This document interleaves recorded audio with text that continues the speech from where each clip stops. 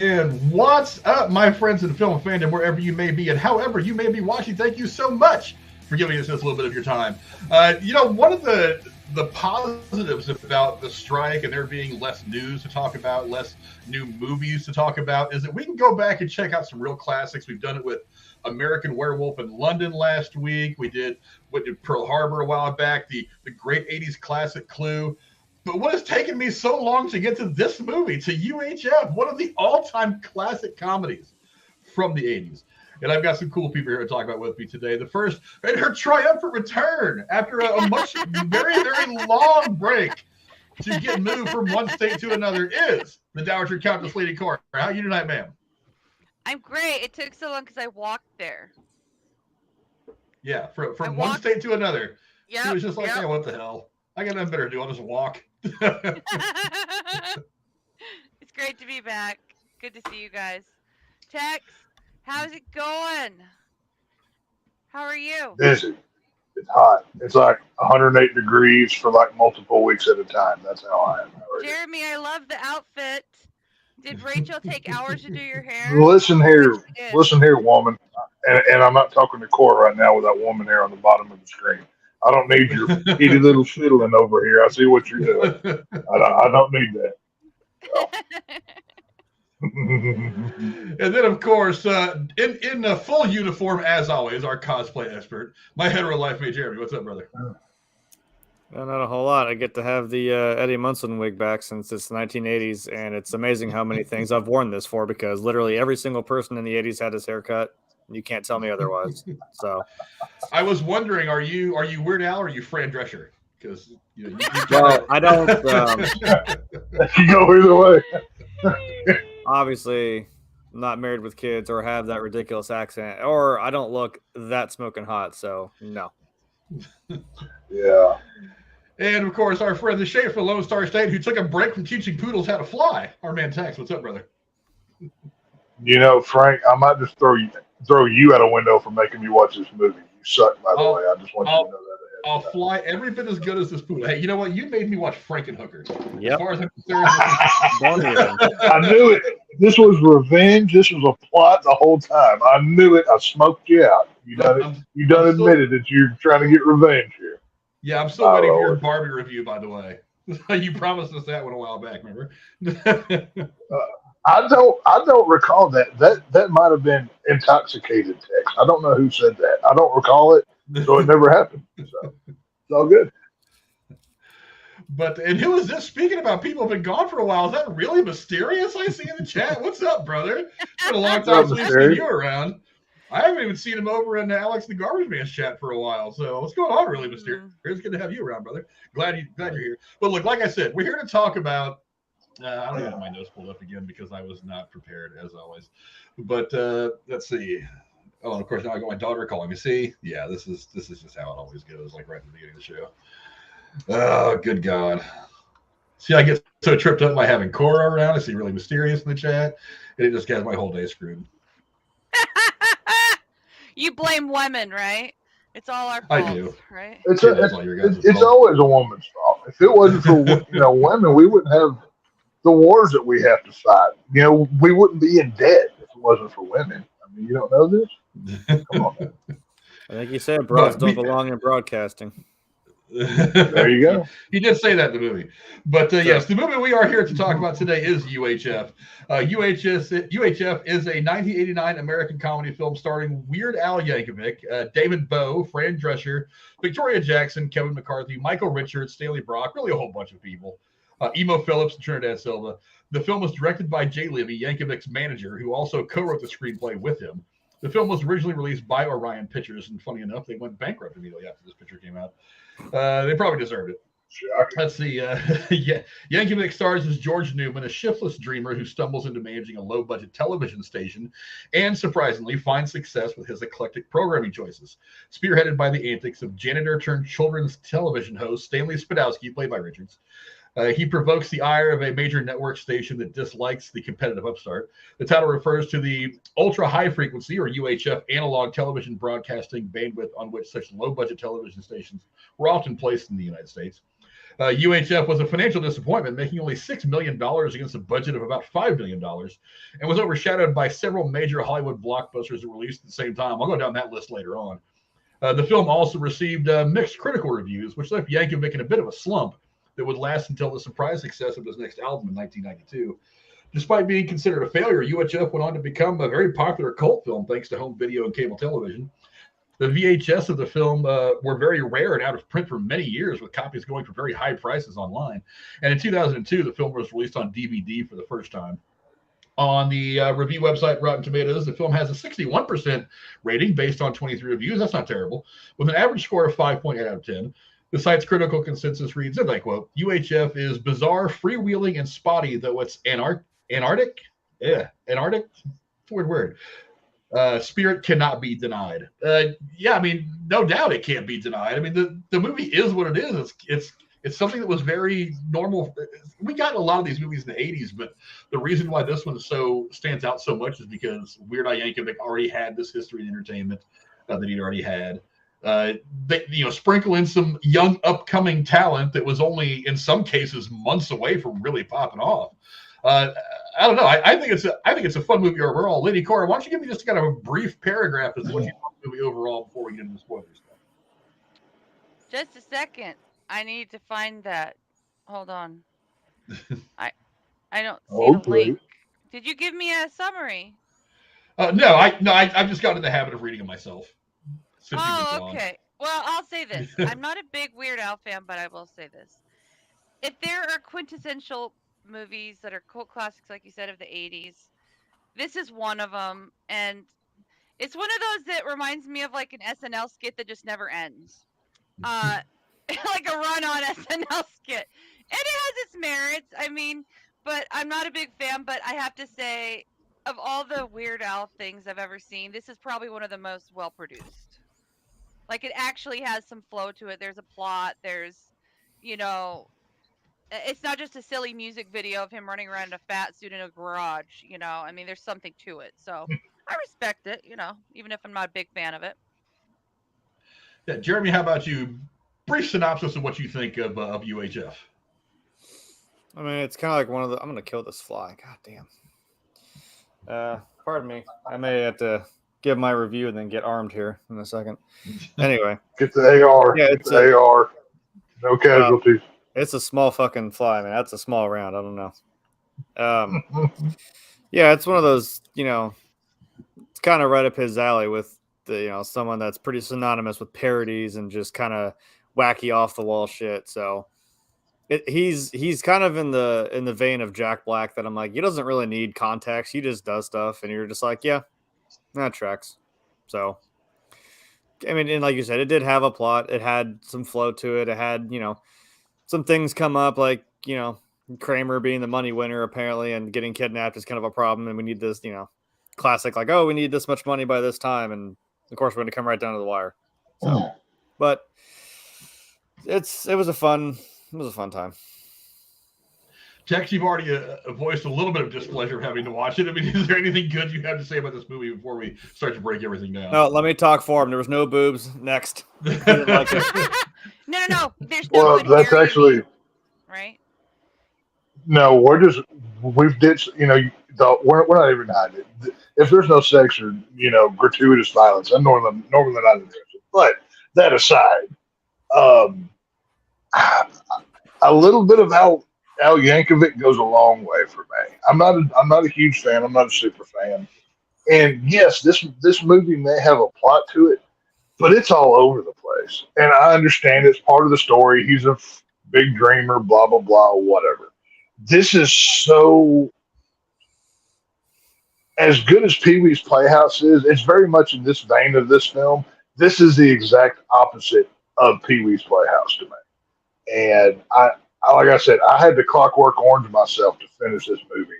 Just push myself through it. It was my Kramer. I wanted to hit him with a shovel. Like, he doesn't need to be canceled for saying the N-word. He needs to be canceled for making this movie. This is why we need to cancel Michael Richards. This thing is horrible. Move on to the next one, please. So, yeah. Yeah, I don't know. This is a long version Weird Al Yankovic is what this entire movie is, and that's not a bad thing. Look, I mean, some movies you just can't take that seriously. If you take them seriously, you're going to miss the entire point, and that's exactly what this movie was. He was spoofing film as opposed to what he does in the music videos and on his albums where he spoofs individual songs. It's just longer form of what Weird Al Yankovic has always done. I thought it worked pretty well, especially for that era of film. I mean, the spoof genre was kind of the last hurrah in the late 80s, early 90s. That was really, I mean, it had a little bit of a resurgence when like the Wayans brothers did the scary movies and stuff like that. But scary movies. Yeah, but for the most part, spoof movies were kind of on their last leg when this movie came out. And this was that last really great kind of spoof movie that we got. And I can't knock it for what it was. It was entertaining. Like I said, there was a lot of people that sprinkling a few people that were already kind of names, and then a couple people that were on the verge of blowing up, and some of them did, like in the months after this movie came out. Some people got their really big breaks. So yeah, I mean, it's a fun movie. Again, it was one of those you turn your brain off and just kind of let it happen and appreciate the moments as they come up. But I mean, let's talk right now about the cast. I mean. You can't really knock Weird Al. I mean, look, we know what Weird Al Yankovic does. I mean, every movie he's ever really been in that he's been a significant part of is kind of what he is. But I mean, the cast. I mean, look, Victoria Jackson, who in the 80s was beautiful, funny. Her career really was hitting a stride right about now. You got Michael Richards, who was kind of coming into his own. He had been in a few things. He was really, really close to. Actually, and I'll talk about it a little bit later in the trivia, he was really close to Seinfeld when this happened. So, I mean, he was on the verge of popping. The Ged Watanabe, who was already, this guy right here, you're so stupid. He was already kind of big anyway. I mean, he had done like Gung Ho with Michael Keaton in the I think 4 years earlier or so, which is a really, really fun comedy from the 80s. You had Antonio Geary, who played the weird, crazy scientist guy. He's actually, in a weird turn of events, he is actually somebody who is way more known for dramatic stuff than soap opera. Luke and Laura, hello. Yeah. I actually reminisced and watched the whole Luke and Laura wedding saga. I think it's like 16 hours in the last few months. I rewatched it on YouTube. Big fan of General Hospital right here. Yeah, then you had Emo Phillips, who was really popular in the 80s and into the 90s, kind of went through a little bit of a lull, but now he's actually come back. He's doing a lot more stuff. I think he's got his own online series or something like that on YouTube or something. But yeah, I mean, there was loaded with just funny people doing funny shtick. I don't know. I mean, Jeremy, I'll start with you. I mean, what did you think of the cast? I just thought it was a bunch of funny people getting together just being funny. I like what Cora said about it being kind of a long SNL skit. That's kind of what it was, but it was all put together very well. I don't know. What do you think of the cast? Yeah, they all seem to work together pretty well. There's, who like each character is and what moments they're, what's going on. Like you gotta laugh every damn time that hobo comes back asking for change. And suddenly he has $2 fucking grand, but whatever. Yeah. He had more than that. He had a Rolex on his arm. Oh, he had some change. Yeah, he had a little bit extra spending cash. Yeah, like you kind of get. I mean, it works for. It has to be this way for this kind of movie that you kind of have like the stereotypes. You got like the tough kind of like mafia guys, whatever. You got Kramer basically being Kramer, and we all know how Weird Al is, yeah, it's kind of like a not quite like a whole music video of like something you'd see from Weird Al, but it if it was in movie form, that's kind of what this would be, like you said. Yeah, Cora, how about you? I mean, the cast, a lot of people that went on, some people were already funny. I mean, Victoria Jackson already kind of established herself as a comedian. Fran Drescher, who was kind of getting there. I mean, it would take another couple of years for her. But, I mean, who stood out for the cast for you? Well, again, Anthony Geary from General Hospital. And then I didn't remember his name, but Kevin McCarthy, like I'd seen him and stuff, and David Bowe, I've seen him and stuff. So it's more like faces, not necessarily names. So for me, it was like, oh, this is a group of people who are really seasoned actors. So they clearly put a lot of time in casting. So it's not just a bunch of randoms that are trying to go up in the world who have no experience or didn't end up being great in their own way. But Victoria Jackson, she's great. I do remember her from SNL, like I mentioned before. I love that show. So I mean, it's just it's hard to narrow it down, but I mean, for a movie like this, they got some pretty good people. I think it just shows that Weird Al's a nice guy who has an easy time making friends. So, well, I would imagine so in real life, yeah. But Tex, how about you? I mean, the cast. Was there somebody that at least made you laugh a lot with what they did in the movie? My favorite person in this entire movie, he's only in it for like 5 seconds. But whenever they're interviewing the head of the NRA or whatever it was in this movie, the old man that's sitting there got the Colt in his hand, and he says, "Guns don't kill people, I do," and then holds it right at the camera. That guy was great. I was like, man, can we make a movie about him? Because that's the hero of the story. Like if he had known that this evil businessman was doing this, he would have put a cap in his behind and not even thought twice. But no, besides him, Fran Drescher was great. I'm not the biggest fan of the nanny voice. Luckily, it wasn't too bad in this movie. It was kind of watered down, I would say. But I mean, she looks amazing. Good God, Fran Drescher was hot. Surprisingly enough, I like the bad guy, the TV executive. He was an amazing villain for this film. I mean, he was just so despicable. Like when he's firing Kramer at the beginning of the film, where was this file on this desk? And then he sits on it like it's not sitting there in the middle of that chair the whole time. You know, he just laughs about it. He's a unapologetic bad guy, and he kind of made the movie for me. So I don't know his name, and I mean, y'all already mentioned them: Victoria Jackson from SNL, Fran Drescher, Weird Al, Michael Richardson, of course, Kramer. Besides that, there's not a lot of big stars, but I don't figure this movie had a lot of money to hire a lot of stars, so they got 2 or 3 and then they pieced around it. You know what I mean? So it's fine for what it is. You know what I mean? I think people were probably more open to doing smaller budget stuff just for shits and giggles back then. It's like nowadays you only these. Well, here's a tie-in, Frank. There's a guy in there who did a bunch of Pee Wee Herman stuff, the stuff you reviewed, John Paragon. I looked him up, and he's on a whole bunch of Pee Wee Herman, so that's a crossover from the last one you did. Yeah, the guy who plays RJ's son, that's actually John Paragon. That's the guy who did Genie and some other stuff. He was in Pee Wee's. He was the guy that did the girly voice that was dressed in the red. My daughter keeps calling me. That was in the red space suit. That had the high pitched voice towards the end. That's John Paragon. Oh, yeah. But yeah, I mean, you know, the one you're talking about is Kevin McCarthy. He's the one that plays R.J. Fletcher. And, you know, the funny thing about it is he was most known for doing the serious stuff. He was known for being a dramatic actor, but at that point in his career, because he had kind of gone the route of Leslie Nielsen. I mean, because we all know Leslie Nielsen from like Naked Gun and some of the comedic stuff he did for years in the 80s. You go back to the 60s, 70s, and early 80s, he was actually a dramatic actor. He did a lot of dramatic stuff. It wasn't until later in the last half of his career that he really went kind of headfirst into comedy. And then we would get things like Police Squad, Frank Drebin, you know, Airplane, the Doctor on Airplane, you know, Stop Calling Me Shirley, that kind of thing. So, but I mean, his comedic chops were very, very good. And, you know, Kevin McCarthy was really good in this.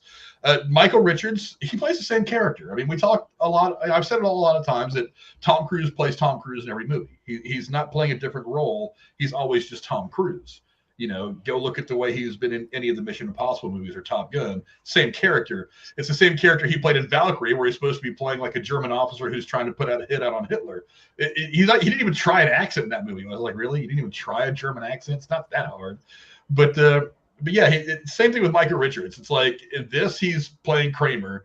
Seinfeld, he played Kramer. In that one thing that he was in with Kirstie Alley for a couple of years, he played Kramer, just like a toned down version of it. He just plays Michael Richards all the time. Getty Watanabe, again, hilarious. I swear to God, that's a line that I repeated so much with my friends when I was a kid. It's like, you so stupid. We used to say that to each other all the time just to get each other up. And you know, like Emo Phillips, who has always been funny. I know he kind of like, obviously that's not really the way he acts. He's just part of his act. I know he kind of changed it up a little bit in the late 90s and into the 2000s. And then he took some time off and just came back as the old school Emo Phillips. And I know he's actually getting out there a lot more. But yeah, and Victoria Jackson, oh God, I forgot how 80s hot she was. But her voice, it was like that one she chick was wrestling, that Eddie Guerrero's wife, that scratchy, raspy voice. Yeah. Her voice doesn't do a whole lot, but yeah, she is definitely 80s hot. And she's hot in a way that only girls in the 80s were. I think in the 90s they started to do the less is more thing, and I'm like, I'm okay with the big hair and the shoulder pads. I'm kind of okay with that. I mean, keep a little bit of that around just to kind of just so it's not such a shock to the system. If your outfit needs shoulder pads, you better be going to play football. That's all I got to say. It worked in the 80s, I thought, on some girls. It worked in the 80s, but Tex, they literally sewed the shoulder pads. Oh, I know. Well, even in the 90s, cut them to get them out. I remember. Even in the 90s, whenever I was a kid, my mom still had the shoulder pad like shirts. I'm like, are you a football player? Are you a defensive lineman? What are you doing here? I don't understand this, but it is what it is. Yeah, I never quite understood it either, but the chicks were into it. That was their look. But let's talk about the plot for a minute. I mean, it's kind of interesting to think about it now because he got a chance to do basically what we do a couple times a week on YouTube. It's like back then you'd have never thought about broadcasting yourself out there. You had to be a big time TV star, at least locally, to broadcast yourself to the masses. Now it's like any asshole with a fucking computer can do what you do. Yeah. Oh, the Spatula City delivery here. City. Thank you. Just haven't signed for it. I like Spatula so much about the company. Oh, am I choosing? Okay. Oh, I mean, okay. Oh, nice. He got the value pack. He got the multi-pack. Look at that. He's saving some money right there, by God. He got the one with the strings on. He got the assault spatula. I did. Wow. You got to keep that thing on you these days. Maybe I'll kill the fly with this thing. I don't know. He got a tactical spatula. It's matte black, so it doesn't reflect any light. He got it from. Yeah, see, you can make a lot of pancakes with that, Jeremy. This is. He got it from InfoWars. It came with the survival kit and a tactical light you can attach to the end of it. It's great. This is your non-scary Woodstock looking one. This is your scary tactical AR-15 looking one. That's how that works. Which is the best one for pancakes. Don't let anybody don't tell anybody about that. You got the Picatinny rail. Because see, look at that. That has 5 slots. That only has 3, so the capacity is not exactly the same. It's got the rail on it for the red dot. There's a little less wind resistance with 4 slots in it. I need a flashlight. I need a 4-grip. I'm gonna Call of Duty this thing. Gonna hook up the underbarrel shotgun or grenade launcher. Yeah, I can't have any of that sway. But yeah, the plot for this movie, I was kind of thinking about as I was watching it yesterday. I was like, it's kind of funny because we could just any idiot with a phone really can put themselves on YouTube and broadcast themselves out to whoever will watch them. But it was really, really difficult to broadcast yourself back in the 80s and early 90s before the advent of the YouTubes and the internet and all that stuff. But yeah, I mean, it would have been kind of a dream come true for most people to take over even a fledgling UHF station. Tex, was there anything in the plot that kind of made you laugh with how dated it was and about how easy it is to do what we do now compared to how he was doing it in 1989? I always enjoy the 80s to early 90s feel of a movie, even if it's a bad movie. If it's got that feel to it, it feels warm. It feels like home. I would love to have a UHF station where I could just broadcast whatever I wanted to, and until the FCC came to arrest me for some nonsensical law that they made up. But it would. I mean, the plot works well.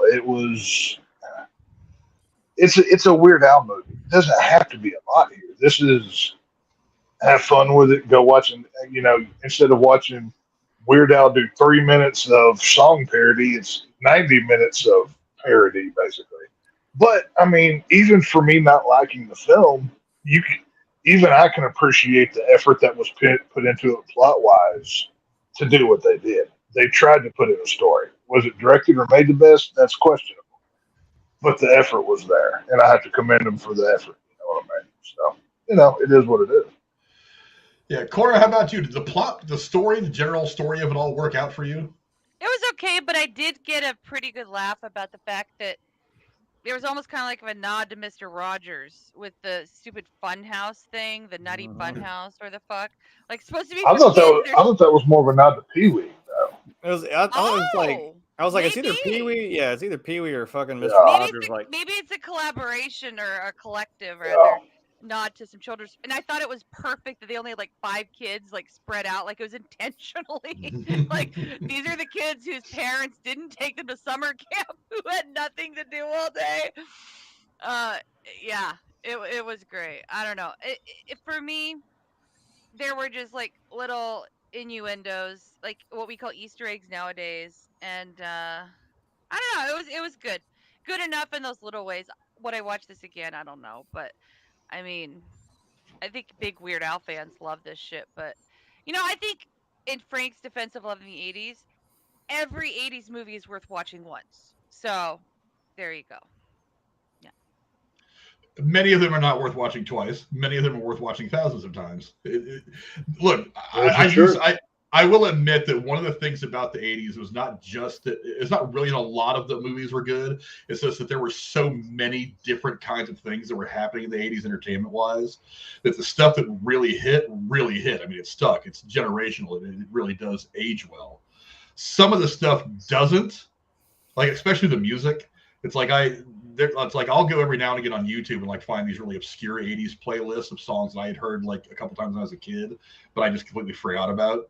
And I'll think to myself, I'm like, there's a reason why this song didn't last the way that a Madonna song from the 80s lasted, or the way that some of these groups from the 80s lasted. It's like this song really is kind of some special kind of ugly grossness.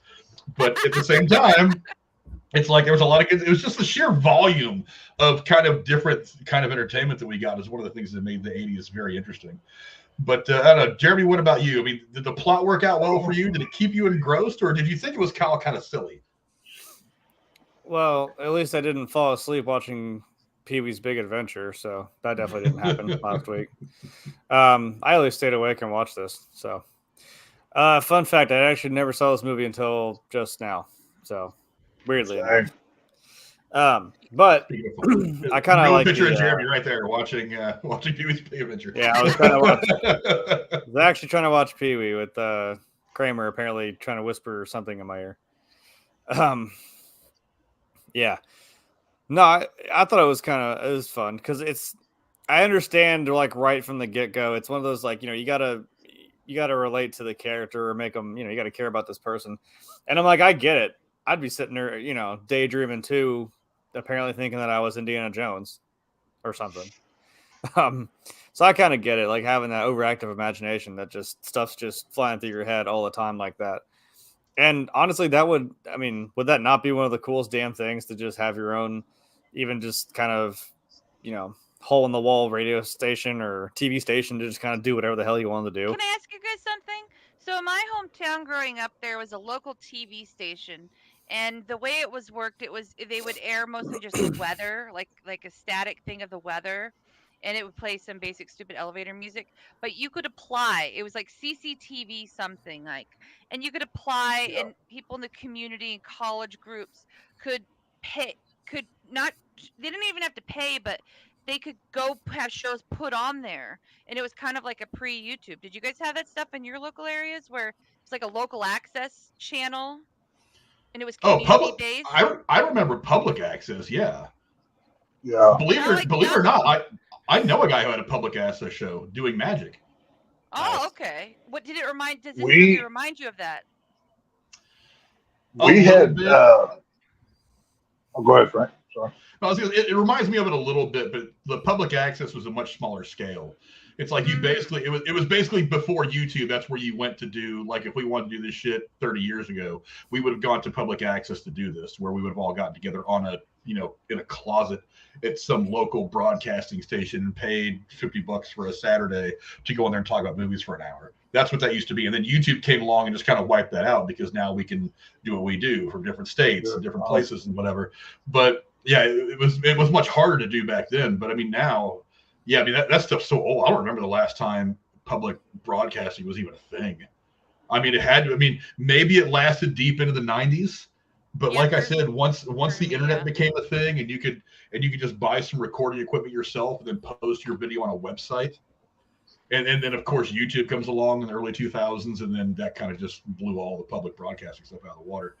But yeah, I definitely remember a lot of the stuff. Yeah. Okay.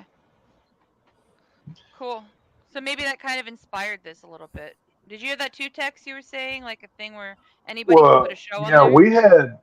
we didn't have public access television, but we had a low band radio station where you could kind of do a similar thing, and a lot of people would go on there and do radio shows, whatever, play music, whatever they did. Oh.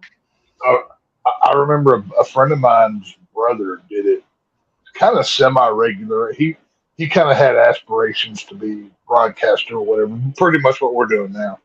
But I don't think he ever went anywhere with it, But it was fun. It was I don't know what it cost or anything, but this was like early '90s to like mid '90s whenever he was doing this. So it was all right. It was pretty good. At least it's not number stations. This is creepy. That's a whole other kettle of fish, man. You get some low frequency radio stations. Fish, that is the most disgusting segment of the whole movie. The fish on the fucking thing spinning like they're fucking like some segment on Price is Right. Like, oh no. Oh, you want a red snapper? Good one. Yeah. I love that scene. It's so funny. I got some trivia about that scene too. It's gonna make you guys wriggle in your seats, I'm sure. But yeah, I think the plot. I mean, it was interesting. Like I said, you got to remember the time that this was in. So many people, especially like the 20-somethings right now, will watch this movie and not understand even what UHF means. I'll have to go Google it to even know, because I don't remember the last time a UHF station was even broadcasting. I think UHF has been gone for probably 20 years. But it was the 90s last time I remember it. Yeah, I don't remember the last time I saw a UHF station actually working, that was actually running. But I mean, you got to think about the time that this was made in. It's like UHF was kind of to VHF. It's kind of like AM to FM, because AM radio still exists. It's slowly being phased out. But I mean, that's kind of what it was. Is you had some of the smaller local channels on UHF, and the VHF channels, you would have your ABC affiliate, your Fox affiliate, your NBC affiliate, your major network affiliates. That's where you would see them. But yeah, that's just kind of where it was. Like I said, it was before today's age. It was before the internet. It was before websites. It was before a lot of the stuff that we just always assume it's always been around, but it really hasn't. It's like, how many people just assume that YouTube has always been a thing? It's like, I mean, most people that are on the internet nowadays, YouTube has been around for literally their entire lives. Whereas, especially people as old as me and Tex, we remember not having cell phones as kids. So I remember how bad a lot of the AM radio station shows were in the 80s and 90s and stuff. Like AM radio, man, it was hit or miss, but some of it was really awful. Well, when I was a kid, it was always sports radio. That was where you found the sports radios, AM. My old man, he used to listen, and he probably still does. There was an AM sports talk radio station that he would listen to daily, and he was one of those guys that would call in and argue sports with some guy sitting in a smoke-filled room, talking about Cowboys or the Rangers or whatever. And that's one of my fondest memories, and it's just, I will always treasure that time period for those, for allowing those things to happen. So it was cool. Yeah, but let's talk about something that Tex brought up earlier. Tex says that Weird Al works better in doses. I disagree with that, in the fact that essentially what he did with this movie. Jesus, look at that face. It's like he had a stroke. My God. You're looking at his man boobs. Don't even lie. Tex, but question, if I can interrupt. You say this is doses. If any other actor was the lead in this movie, exactly everything else the same, would it have been better? Or is Weird Al the problem, or is the movie the problem? Small doses. If you were to plug in another actor and he or she acted exactly the same way, I would say the same thing. I find this personality, I want to hit them with shovels, like I said earlier about Kramer. I want to beat them in front of people. But yes, I don't apologize. But I'll go to you first, Cora. I mean, do you agree with that? Do you think that Weird Al works better in doses, or is this really just, like I said, a long-form version of one of his music videos? I think part of it is you have to be a big fan of his, but I'm with Tex on this 100%. I have to say, I don't know. Jeremy, what about you? I mean, can you appreciate the long-form version of Weird Al, or do you agree that he should probably stick to the music videos? I'm with Frank. You guys are some fucking haters. Jesus Christ. You can't tell me. I mean, like, Weird Al's been around. We're a divided house is what we are. We're 2-2. We're divided. Weird Al's been around for a hot minute. So, you know, there's probably even like someone like Frank's age, even someone like my age, because I just realized I'm definitely not dressed like him from White and Nerdy. So I'm saying there's different eras of like Weird Al that, you just seeing when you're growing up, or, and he's still kicking. He's still doing stuff now. So I think it works because it is Weird Al. It's like, that's, like I said, he doesn't need context like Jack Black. He just does shit, and he just does weird shit because, it's funny.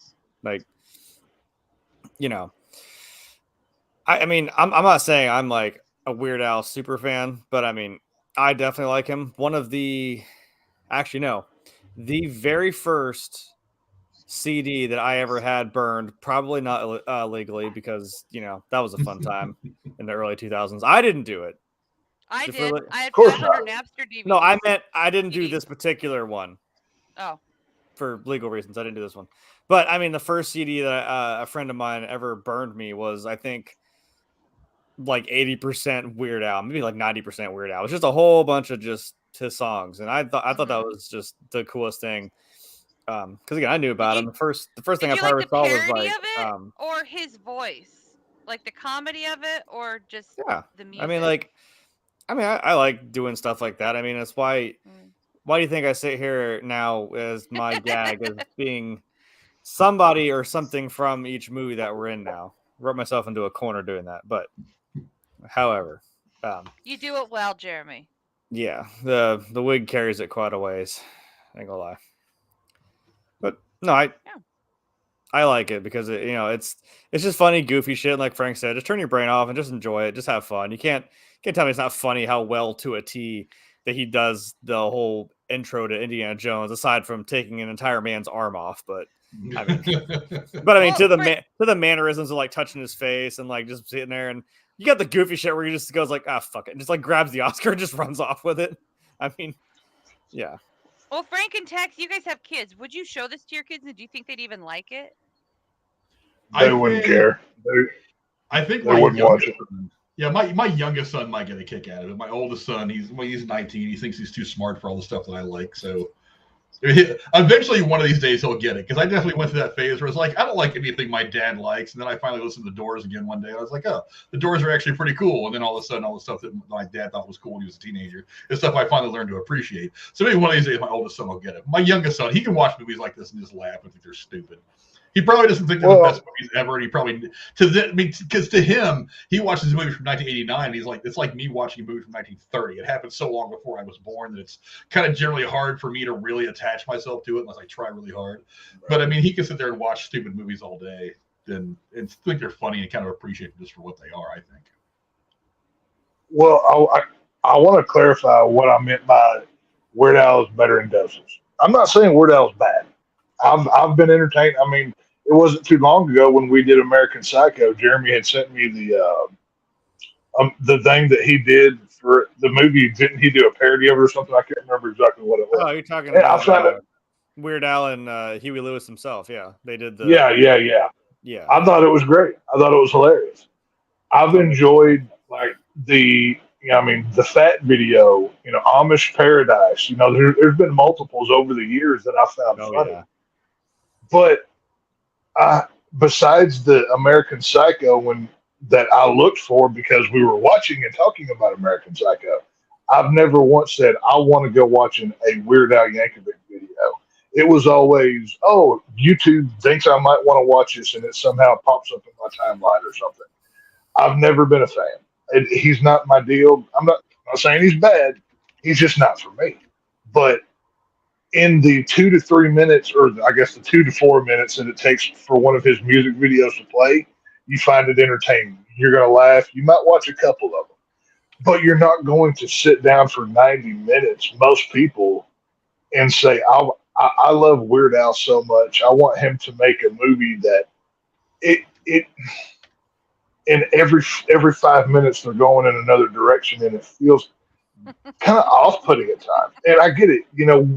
We're going to start out with a 10-minute scene of him pretending to be Indiana Jones. And I get it. It's funny, but it was a bit long. I think this movie, if you could, they could have pulled 15 to 20 minutes out of this movie, and it would have been better off for it. But, that's just me. It is what it is. Well, it was only an hour and a half long. If you'd have pulled 15 or 20 minutes out of it, it would have been short. Hey, if they want to cap it at 80, I'd have been fine. There's just a lot of... like I said, I don't want to come on here and be Mr. Negative and throw sand in the sky, but it's just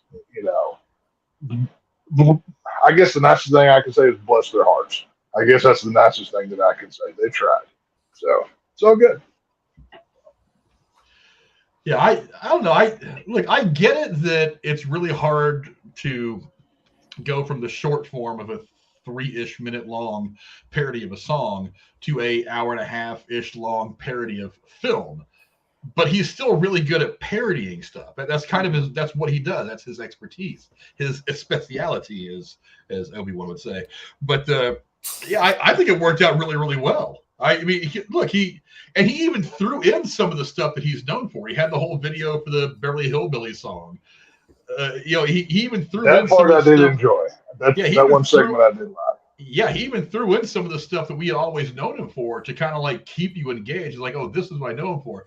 Anybody who may have been kind of losing kind of draws him back into the movie, and then maybe they're kind of into it a little more after that. I know. I think Weird Al is definitely a niche-y thing. But you can't deny the impact that this guy's had on entertainment. It's become the thing in music that if you've arrived when Weird Al Yankovic wants to parody one of your songs. It's like you can win a Grammy, you can win this award, you can have a gold, platinum record, whatever.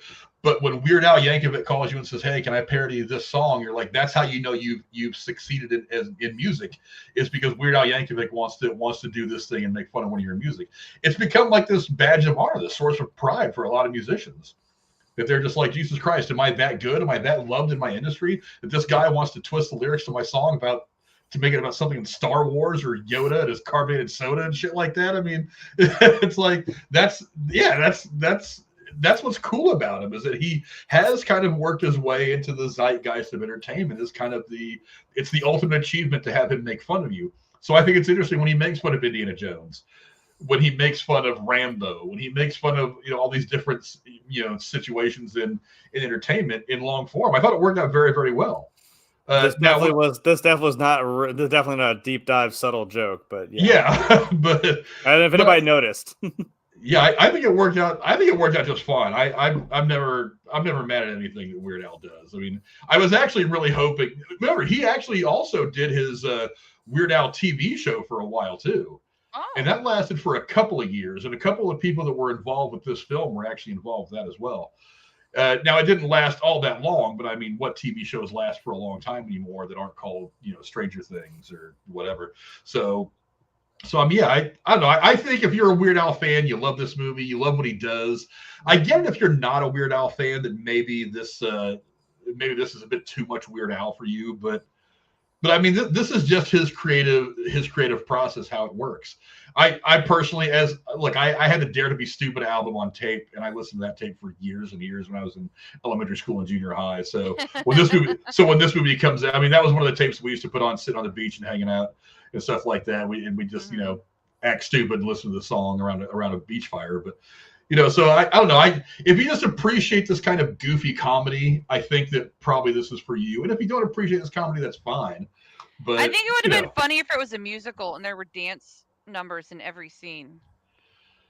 No, God, musicals are a hard sell, though. I'm joking. but what's funny is, like, if anybody's gonna try that shit, it might be Weird Al because of his musical background. So it's like I feel like there's something there, but the problem with musicals is it's really, really hard to make musicals work. I mean, for every 10 musicals that comes out, one of them really hits, and of all the ones that really hits, you very rarely get one like Grease, where it really kind of transcends generations. More recently, like that one actually worked. Yeah, it's really, really hard. Even the ones that are really big when they come out, they kind of fade. Like the whole Hairspray remake that came out several years ago with John Travolta and all that.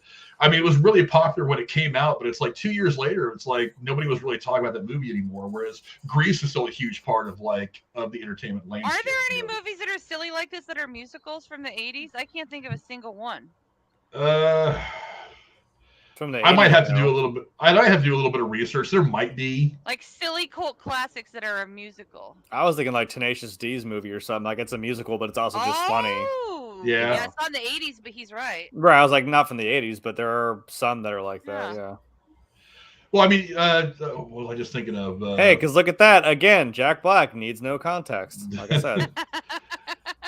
I was just thinking of one, but I left my mind as soon as it entered. But it's like I said, musicals period are a really hard sell. I mean, even when they were really popular in the 70s and early 80s, they were kind of a hard sell. I recently just got back into one day I was listening. Rocky Horror Picture Show. That's what I was thinking of, which is pretty much. But still, you're going back into the late 70s for that one. So mid 70s, yeah. I recently got back into listening to I heard the soundtrack from Rent, and I was like, God, I forgot how fucking good this was. Like, it was a lot of fun, that movie. And that I've seen it on stage too a few times, and I don't know, that's one of my favorites. Also, that's how I met Rosario Dawson was, Mimi the stripper and Becky from Clerks 2. Y'all can get out of here with that Ahsoka crap. Not that she's a bad Ahsoka. I'm just saying, you got some fetuses. Get out of here. Culture yourself. Really Mysterious does hit us with another good one, Spinal Tap. You can't go wrong with Spinal Tap. Yeah. Yeah, you can't go wrong with Spinal Tap. That's a classic. It's all got to 11.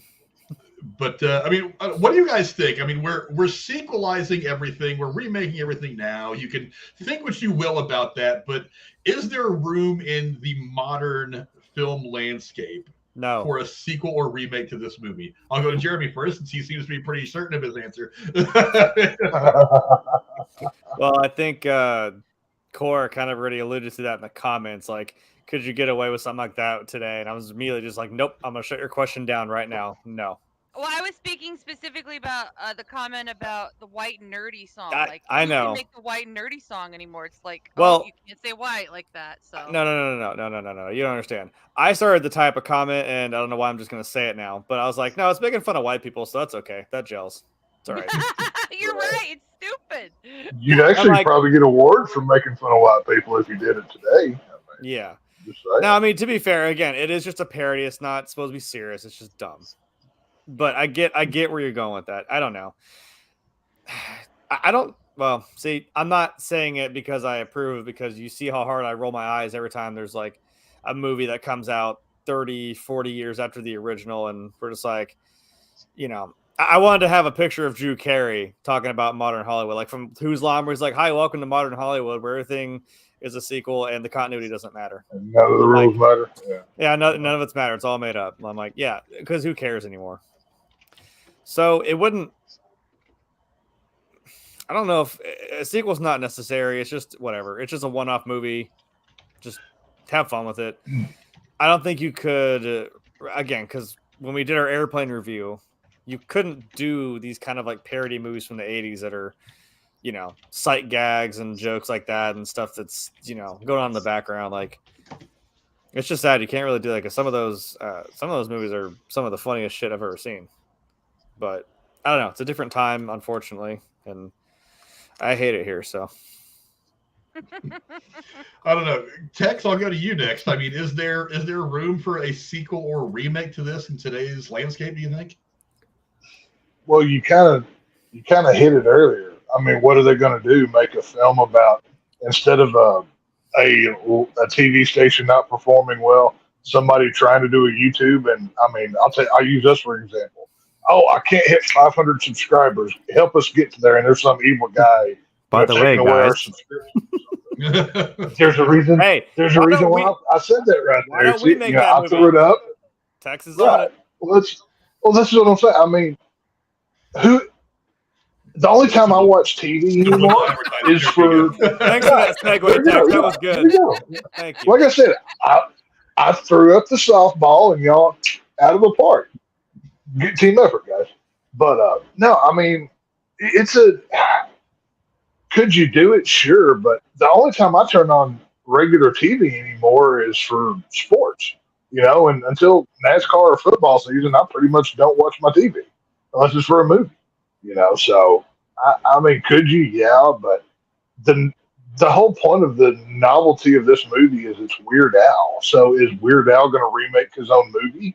I mean, what's the modern equivalent of Weird Al? I mean, I don't know who that person is. But Weird Al is still out here. He's still active. Right. Well, that's what I'm asking. Modern equivalent. We still have Weird Al. We still have the. Right. Well, that's what I'm asking.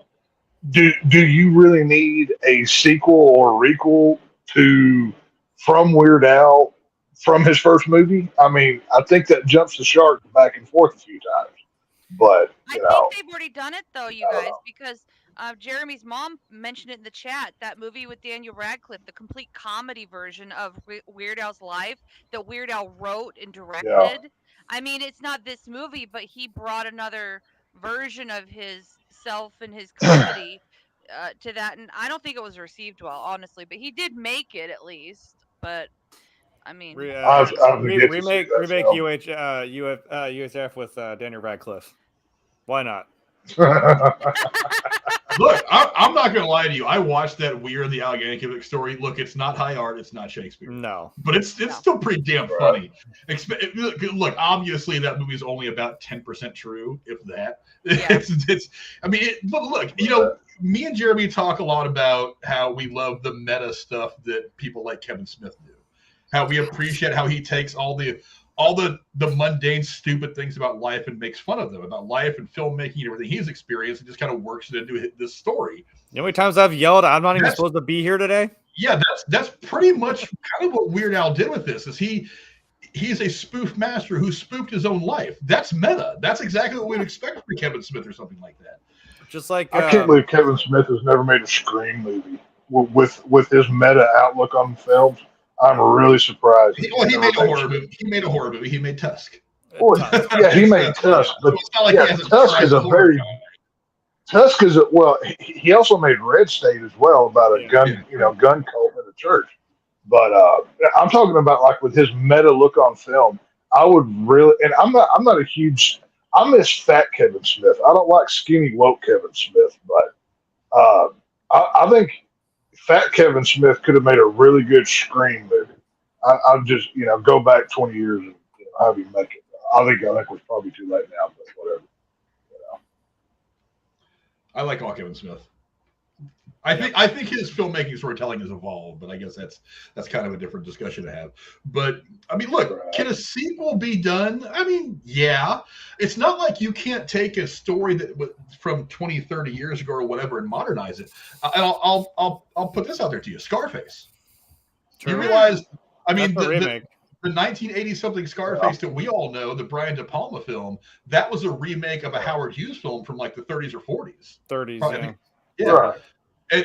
And I've actually got a bootleg copy of the original Scarface. It's actually quite good. I mean, and there's some spots where it's a shot-for-shot remake. The ending happens almost the same way. But in the original film from Howard Hughes, very, very, very close. Not shot-for-shot. He gives up, and he doesn't really go out in a blaze of glory. But yeah, pretty much the same. But there was a lot of that movie that does very much. It's a mirror image of what we see in the 80-something, the Brian De Palma film. But I mean, they modernized that because the original film was about gangsters in Chicago. Brian De Palma wanted to modernize it for what it was at the time in the early 80s. He was talking about the cocaine trafficking stuff, Cubans, Miami. He just moved the setting and changed the background of it all and made that storyline fit in against a different backdrop. I mean, there's nothing to say you couldn't make a UHF film right now and call it like YouTube or something. I don't know, or internet goofballs, or just give us some stupid name, and it's these guys who take over something like a Barstool Sports or something like that, some fledgling internet channel, and then they're the same kind of shit happens. Or maybe they're Or you know what? Make it a UHF channel. Make it really fucking old school. Like, who the hell watches UHF anymore? In the age of the internet, in the age of, you know, mass media in your pocket on your phone or on your laptop or iPad or whatever, that you actually take a step back in time to a UHF station and make that something popular again. I mean, there's avenues you can go, but it's all about the writing. It's all about the characters. And if you don't have good writing and characters, that's when they're going to be like, oh, well, why would you make a stupid movie about a UHF station? Because those things have been gone for 400 years. Well, I mean, it would make sense if the writing's good, if the story's good. If you can make it make sense in the modern world, I think you can do it. I don't really want to see a remake. I don't think you can remake it. I would like to see Weird Al do a sequel. And he doesn't really have to be like the main character. He can be whatever. Maybe he could turn into the R.J. Fletcher character. He started this UHF station and he got so big for his britches that he kind of loses track. And it's, you know, him and Victoria Jackson's son that has to take over this other small fledgling station and teaches his dad a lesson or two about what he used to be. You could make it like a family heartfelt story. I don't know. There's lots of different avenues for this. There's lots of different ways that you could make this work. Now, would it sell? Probably not. Would it be a big budget? Probably not. I mean, it would have to be a low budget thing, kind of like what the Weird Al Yankovic story was. I can't imagine they made that movie for anything more than $10 million. Well, but I mean, that's the fun part. We were talking about Scarface. It's like, I think I blew her mind because she didn't know it was a remake. And I was like, yeah, it's because it happened in like the 30s. It was about the era it was in. It was about like bootlegging alcohol and shit like that. You know, like some classic Chicago gangster type shit. And then I'm like, yeah, then they made the one in the 80s, which was about all the Cubans coming over and into Florida. And it's all about cocaine because it was the 80s. Cocaine. And I'm like, so what would you even, insert Eric Clapton here. So what would you even do, you know, now? I'm like, I don't know, opioids, heroin, and what would you make? Fentanyl. Yeah, even that. I'm like, but what would you make the, you know, I don't know. Could it work again? And how many movies though have been remade twice though? That's why I'm like, I don't know if that's ever happened. Like the same movie again. Like this would be a third time around. Like well, gonna say, well, I mean, you know what I mean. But I mean the same movie, not a different. Friday the 13th, Halloween. You know, I mean, there's been Texas Chainsaw Massacre. I mean, I can think of a few right off the top of my head. Well, no, but I mean like a completely new remake, not like we had 74, we had 2003, and I'm like, but we haven't had another remake of something. I don't think anything's been remade a third time, is what I'm saying. That I know of. Unless they've been working on a remake to Scarface for a while. Oh no. Well, I don't think they're really pushing it. I think they want to make sure it's good, which makes me happy. But one of the hang-ups that I've read is they're trying to find a way to modernize it. How we can't do the cocaine trade again. They're gonna make it woke and put like a little girl as the main character, and she's controlling the world with her cell phone. Yeah, 90-pound female is going to take on an army of drug lords and beat them all one by one without any problem. Also, Scarface. That, but you're probably 90 pounds when you do that much fucking cocaine. So to be fair, and if you go to the Wikipedia page for the '83 Scarface film, it calls it a loose remake of the 1932 film. Yeah, and from what I can see here, there was a potential sequel in the early 2000s, and apparently the remake was canceled. So we're never. I would say, to answer Jeremy's question, Nosferatu. There's been 3 of them I can think of. There was the original one. Yeah. Then there was at least 2 more that's been made.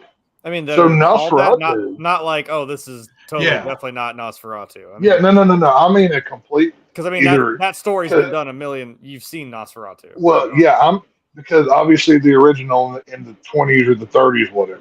20s, yeah. Then you had the first remake, which was literally a shot-for-shot redo of the film, just modernized with words and sound put in it. And I think there was a third one. So, yeah, I think Nosferatu is the first one that comes to mind. There might be, because remember, we were talking about that one that's supposed to come out sometime soon. There you go. So, technically, technically, that's either the third or the fourth version of Nosferatu. Yeah, there you go. So, yeah. Okay. Yeah. Well, so until that comes out, I mean, I think you're right. That'd be the first one that I know of that's actually been done 3 times. So that's cool. That or maybe Frankenstein. I mean, there's been a lot. like I said, there's always a creative avenue. Look, there's always great ideas. Great ideas don't always translate into great product practically, but there's a lot of great ideas out there. It's all about how they're put together. Barbie movie. Enough said. Hey, it's making money, so we're most certainly going to see 10 more of those. That doesn't mean it was good, but if the fast same thing with Twilight, it was making a lot of money, but that doesn't mean it was good. Thank you. It was terrible. Well, I mean, bad movies can make a lot of money. If they make money, they keep making them. Fast and Furious has shown us that. No. There's movies that shouldn't. And I like how who's it? Ludacris said that or something. He's like, "Well, it's because it makes money." No shit, dumbass. That doesn't mean you should keep doing it. That's what we were saying. Just because you can doesn't mean you should. You're making money, but you're not making quality. Thank you. Yeah. But let's move on to a little bit of trivia now. I've got a couple of really interesting pieces of trivia that I got from this movie. I was surprised, as old as this movie is, that the list of trivia was not nearly as long as it has been for some movies we've talked about. I mean, it's like when we did American Werewolf in London the other day. It's like I pulled up the trivia page to that, and it was like there was like 100 different pieces of trivia, and I was picking through what I really wanted to go into. This one, for a movie being 30-ish years old, 34 years old, there was surprisingly little trivia. I mean, it's only a few years. It's 8 years younger than American Werewolf in London. One's early 80s, one's late 80s, but there was really not a whole lot of trivia, but there was a couple of good pieces of trivia. So let's go into some of those right now. And, we were talking earlier about the Wheel of Fish. Real fish were attached to the Wheel of Fish. I think you could tell that when you watch the scene on camera that those are real fish. They were bought at a local fish market early one morning. The set designer began attaching them to the wheel around 6 a.m., making sure the wheel spun smoothly. However, filming didn't start that scene until 4:30 p.m. on a hot summer day in a building that was not air conditioned, was filled with hot studio lights and over 100 extras. On the DVD commentary, Weird Al Yankovic described the filming conditions as, quote, ripe. Why didn't they just use rubber fake fish? Maybe you want to be cheaper to do that, though. Just have real fish. It's probably cheaper to use real fish. You can go catch them the night before. And some movies do that, man. Like Texas, like we're talking about Texas Chainsaw. They had like actual taxidermied animals because.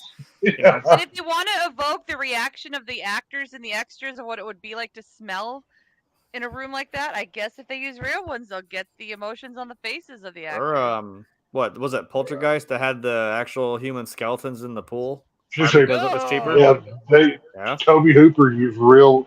Not all of them were actual corpses, but some were.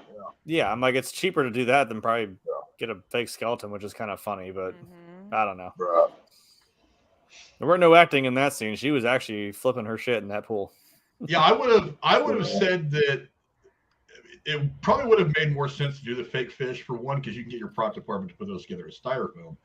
Also, if you would have filmed this in a place like Seattle or New York or LA where you're on the water, you could probably get good fish like that for fairly cheap because they're right there. I mean, they were swimming that morning.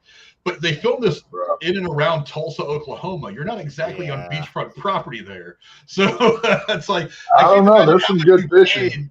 But you're not There's some good fishing in the Midwest. Yeah, but you're not getting some of the fish that they had up on that board. I mean, those are ocean fish. Right. Like that big pink salmon, you weren't getting. You were getting that shit out of the ocean. You weren't getting that at some creek outside of Tulsa. You know what I mean? Right. I mean, maybe you can find fish that big, sure, but I mean, not some of the fish that were there. It's just like we may not have salmon in these parts, but if you want to go bass fishing or catfishing, this is where you go, buddy. I can take you to a place where you can get some catfish the size of your arm. I mean, they're freaking huge. It's crazy. Oh yeah. But if you like the Uncle Nutsy's Clubhouse stuff, during the first Uncle Nutsy's Clubhouse scene, Uncle Nutsy, that's hard to say for some reason, tells Bobo the clown to look up, look down, then look at Mr. Frying Pan. David Bowe's lip was actually split when the pan accidentally made contact with his face. It was supposed to stop short, so Bowe's reaction is quite genuine. The red clown makeup hid his bloody split lip. After the scene was completed, it was decided the take was excellent. No further shots were needed. Cut, print, got it. You know, those are some of the best scenes in movies, the ones that happen by accident where guys really get hurt. I mean, like the whole thing with the scene in with the Leonardo DiCaprio in Django. Yeah, Django Unchained, where he actually cuts his hand open and still goes. That's like his real bleeding hand. Oh, yeah. Like that's really his hand, his blood going down his arm. Or just like, like, I was like, that's fucking acting right there. That's the kind of scene where I like Leo. Just like Apocalypse Now, and he was actually drunk and he fucking like hurt himself on the mirror or some shit. And there's that one with Channing Tatum where he was the wrestler or some shit. He like bangs his head into the fucking mirror and actually cuts his head open. I'm like, Jesus, dude, god damn, calm down. Well, Mickey Rourke actually cut himself in The Wrestler. I believe that, yeah. Oh yeah, when he gagged himself, yeah. When he gagged himself, he was like, Speaking of fucking Rambo, I mean, like that one shot where he fell in the tree or some shit, he actually broke his ribs doing that stunt. Like, I think it was in the first one, like when he fell, he hit that branch, he actually broke his ribs. I'm like, God, well, commitment. Jesus. I like when guys suffer for their art, you know what I mean? It looked real. All I'm gonna say is Michael Jackson and Pepsi video, man. That was. Well, that's that. Yeah, got a little too real there, didn't it? Yeah. I've always heard that there's video of that that's still out of the internet somewhere, but I never actually saw it. I may have to look that up. What, was hair catching fire? Yeah, because they were filming a commercial when that happened. You never seen it? Cameras were rolling. I feel like I've seen it before. Seen it. I'm like, that's ago. why I'm like, no, I've seen it. I've seen the video. It's pretty gnarly. It's just been years. I feel like he kind of like walk. He doesn't even realize it happened yet, and it's all of a sudden there he went. Right. But Tex talked a little bit about the opening sequence earlier. The Academy of Motion Picture Arts and Sciences would not allow the use of an exact likeness of the Academy Award statuette or the Oscar for filming. The production created a similar statuette with the Oscar's hands covering his crotch rather than holding the sword. Yeah, I noticed that. Yeah. It's like, wait a minute, something's not right here. That's not exactly the same. The funniest part about that whole opening is he's got the Oscar in his hand and he's running and all this whatever, right? That gigantic rock wall's coming down all dramatic, and he puts the award under the wall to hold the heavy wall up, and then just lightly pulls it away like it wasn't heavy on that whatsoever, and he just goes away like it's he just whistling as he's walking. It's no big deal. I found that was my favorite part about that whole skit. But that's the brilliance of it, though. Is he's putting up movies. Instead of putting up songs like he does on his albums and his music videos, he's putting up the entire movie thing. That's why I think this works for Weird Al. That's what he does. In one scene, George and Bob discuss television lineups. One show is called Volcano Worshippers Hour. In high school, Weird Al Yankovic actually started a Volcano Worshippers Club just to get his picture in the yearbook. That's amazing. Huh. See, it's like I'm saying, you hear shit like that, and I'm like, yeah, I believe that. Can we take a minute to enjoy the names of some of these shows? You've got Volcano Worshippers Hour. You got Druids on Parade. You've got the Wide World of Tractor Pulls. There's something that I'm sure Tex would watch. You've got. Your pick slip makes me laugh. I'm down with it. I'm not above it. Scary. Yeah, you've got the Wheel of Fish, of course. I want to see Name That Stain. What the fuck is Bestiality Today about? That's I'm not asking those questions. I want to see 2 hours of Name That Stain. I feel like that's where the gold is. You can get into some real sticky situations, literally. And I think that might be a fun show to watch. Name That Stain. The wonderful world of phlegm. I'm surprised that got as big of a block as it did. I'm like, God damn, why, dude? The lice is right. The lice is right. Jeremy, you need that shirt, Jeremy. You need that shirt. See, but that's the thing, is like, that's another thing about being Weird Al, is like, I couldn't pull that off. You got the young and the dyslexic, underwater bingo for teens. You kind of underwater bingo sounds like it's a course at a liberal college. Like you can get a master's in underwater bingo or something. Hey, you do Volcano Worshippers, and you can get your picture in the yearbook, man. There you go. Leave It to Bigfoot. I could watch that. I'm watching some Leave It to Bigfoot. I'd be down with that. 2 more bottles, we need him. Leave It to Bigfoot. That'd be his show. I'll take Name That Stain and the Tractor Pulls. That's what I'm watching on that schedule. So I'm good to go. As I was going through the internet trying to find some different photos to pull, there is actually a T-shirt with that picture on the entire lineup of that's awesome of the UHF Channel 62 lineup. I bet I know what Jeremy's going to be wearing next Tuesday or Thursday by the time. And I was just like, if I'd have known that, I would have got it. Damn it. Yeah, I was just like, I may have to go online and find this shirt. I think that's just too cool. Or maybe I'll edit it a bit. We'll put the harsh truth on the Thursday line. Slide it in there, yeah. Slide it right in there. I think it'd be kind of fun. Oh, that's a T-shirt. We steal that idea, but we each have like our own little block, like Texas Redneck Hour, Frank's whatever. Cora has her little, like that's the T-shirt right there. Again, no, squirrel moments with Cora. There you go. Squirrel moments with Cora for like 5 hours. Takes up like half the day. Squirrel moments with Cora. There's my graphic. Yeah. Yay. Yeah. It's been a while since I had a chance to use that one. I just never took it off because I was like, no, Cora's going to recommend you. I'll play tips with Jeremy. Let's all talk of the about things. Texas sunglasses. Why aren't they green? Where's your signature green sunglasses, Tex? There's my squirrel moment. My green one's broke, so I'm wearing the white ones. So, Did you get that mask you put on Twitter? Well, you should wear that one on the show next week. Well, I haven't gotten it yet, but yes, I did find my new face that I'm going to start wearing, even though it's really hot in 108-degree weather. I'm gonna muscle through because the leather face must be worn. They did that for the movie. From this movie, go to the fish market, get some fish, and if Gunnar Hansen can do it, my God, I can suffer from my art too. You know what I'm saying? Well, it's all Texas is gonna have to mute himself and take his camera off to go throw up in between takes because that's what they did in the movie. So.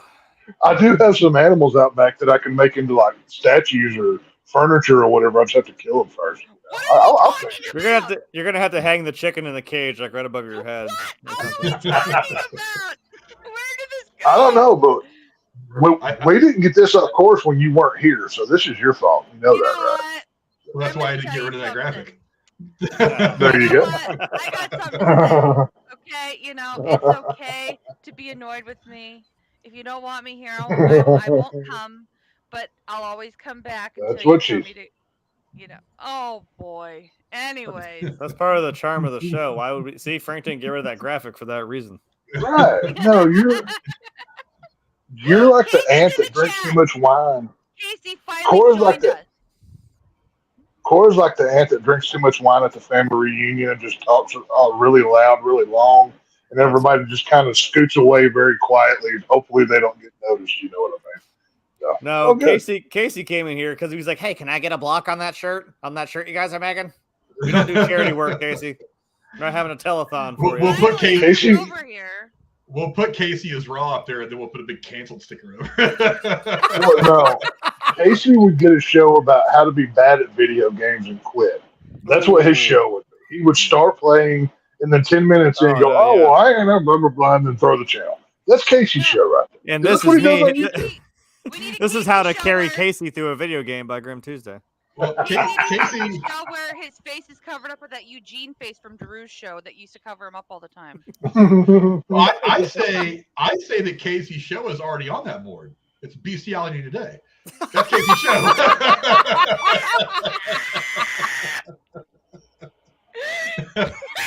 So Casey's already on the board. I thought it was. Woo! I'd be willing to bet that Casey could be featured on Name That Stain as a contestant, as like, what's on my shirt right here? Like, he would probably be on there regular. So, I mean, just saying. Look at him in the comments. He loves that idea. Look at him.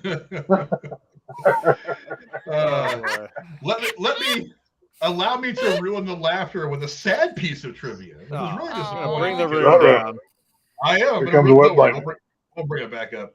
This film is dedicated to Trinidad Silva, who played Raul for Raul's Wild Kingdom. Mm-hmm. He was actually killed by a drunk driver midway through the production. Had he survived, this film would have developed the character Raul a little more, such as the fact that he was a postal worker and would have included a scene involving revenge of the flying poodle Fifi, who was unmercifully thrown out of the second-story window early in the film. The scene with the attacking poodles was actually filmed using another actor doubling for Trinidad, with stuffed poodles attached to his body and covering his face. But that scene was ultimately cut for pacing reasons. You know what? One of my favorite 80s movies is Colors. It's got Sean Penn. Never heard of it. And Robert Duvall. It's about a gang cop unit in Los Angeles during the peak of the Bloods and Crips and all the stuff that was going on in LA at the time. That's actually free on TV as well, by the way. I was going to watch it the other night and I ended up going to bed instead because it was kind of late. So, but you guys can check that movie out too. It is a fantastic film. It's very emotional. It's got the actiony stuff. It's got gunfights. The ending of the movie rips your heart out. It's a very, very good movie. But he actually plays one of the gang members in that as well. Actually, I think that movie came out either the same year or the year before this movie. But he was only in his late 30s, and him and his wife and kid were out. I think they were going grocery shopping or something like that, and they were hit by a drunk driver. He was killed. His wife and child were badly injured, but ended up surviving, thankfully. But he unfortunately was killed in the accident. Very, very sad, because I seen that guy in a couple of things in the 80s. I didn't realize it until several years ago when I was doing a little bit of reading about this movie that he had passed away, and I was like, that's unfortunate. That's really sad. But he's in a couple of movies I really, really like. He also did a couple of TV shows in the 80s and stuff like that, different things. I think it was on like Hills Full of Blues, stuff like that in some episodes too. I'll say this. The shot after you see him fling the poodle out the window and you see that pile of dead dogs laying on the ground, it made me bust out laughing when I saw. That was Tex's favorite thing. That's touch. I mean, the scene, okay, like you see him fling the dog out the window. That was funny. But when they did the reverse shot, and there's like a pile of at least 12 of these dogs dead on the ground. He's been doing this a while. I was like, kudos to y'all for sticking to the craft here and really selling that point home that he's just massacring poodles daily. Like, I really appreciated that. So, if we remake this movie, you got to make a parody of a Jack Black's character from Anchorman, where he's like, oh, well, this is happening. Kicks him out the fucking window. Right. That's how I roll. Right. That's how I roll.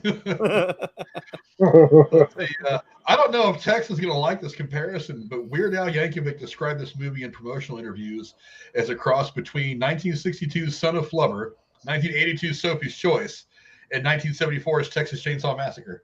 What? He wishes.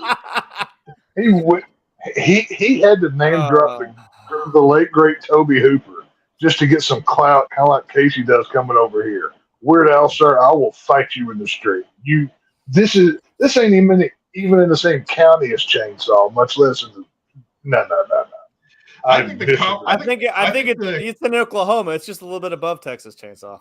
Yeah. Just slightly north of it. Yeah, well, there's only two things that come from Oklahoma, but I'm not going to say on this show and get us ripped off the air. What? So they know what they are. Don't be a pussy. Say it. Come on.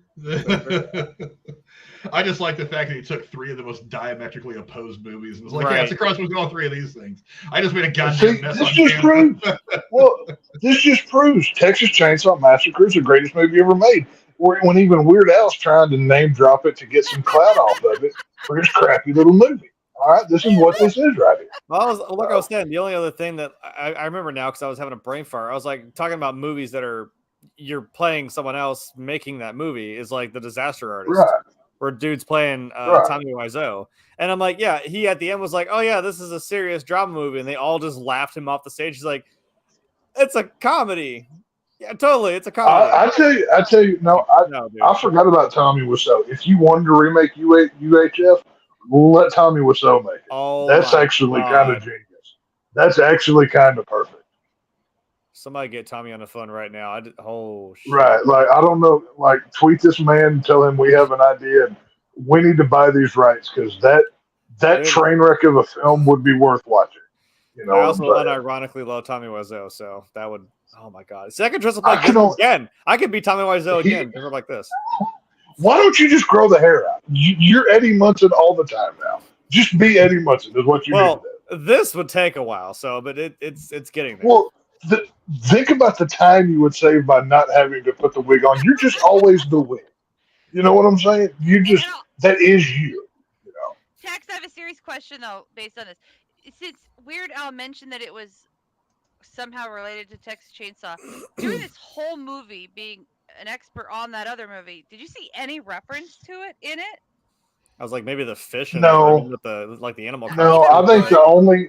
No. Well, don't forget that Tobe Hooper said that Texas Chainsaw was a comedy. It was a black comedy. It wasn't meant to be. He didn't make that film to be this as scary as it was. I mean, that film was rated PG. It wasn't even like a hard. There's no blood in that movie. You know, Tobe Hooper, whenever he made Texas Chainsaw 1, he wanted everybody to be able to go see it. And then whenever everybody was scared to death of it, whenever he comes back to make Texas Chainsaw 2, he flat out tells you this is a comedy because even the poster of the film is the poster from the Breakfast Club with the Chainsaw family. You know what I'm saying? So that would be the only way I could see him linking this movie to it. 2 does derail into a fucking comedy. It's like completely different from That's 1. the point. That's what Tobe Hooper was going for. Yeah. The only it's not. It doesn't mean that it worked. Jesus Christ. Oh no, I'm not. I never thought I'd see Renee Zellweger and fucking Matthew McConaughey trying to be in a Texas Chainsaw movie. We don't talk about Next Generation. The Next Generation never happened. That never happened. I don't know what you're talking about. If anyone likes to watch Dead Meat, I love his because he always just inserts that dumb little sound that Matthew McConaughey makes when he hits the car. He's like, and he keeps hitting the car. He keeps inserting that every time he does something stupid. The scene alone when Renee Zellweger tells Leatherface, "You sit down and shut up," and he listens to her, that completely derails the whole movie. It's like, you're no longer scary. Why are you doing this? It's just so. It stopped being scary in like 3. I'm just saying the only black comedies thing that's kind of really in Texas Chainsaw is like the whole thing of trying to get Grandpa to smack her in the head with the hammer, and he just keeps dropping. Okay, I'm like, that's funny, but that's also kind of I'm saying that's black. How do you not laugh at that scene though? Whenever Grandpa's sitting there, he just he drops the hammer on. I mean, come on, Grandpa. Like it's He's funny, hilarious. but it's also fucked up. Like that's the only black comedy that's in that fucking movie. However, I can't wait for our Saw podcast so you and I can just go full horror nerd for 3 hours and not squirrel moment like Cora has so instructed us to do here lately. I can't wait for our Saw review. That's going to be so much fun. Yeah, look, I do want to point out that you're the one that just went on this tangent about Texas Chainsaw Massacre, not Cora. So yes, no. I take full credit. But I'm gonna make a new graphic. It says "The Squirrel Moment" brought to you. You need to have that, like a graphic of like all 3 of our names on there. Just hang on, wait a minute. Well, let me put in my case. Cora asked, "How does this connect to Texas Chainsaw?" and then let me go. Yeah, she knew what she was doing. So just saying. I'll take partial credit, not all. I was literally asking because you know that movie better than most here, and watching the Weird Al thing, was there any reminder or semblance of like Easter egg? Just comedically, just as like a black comedy.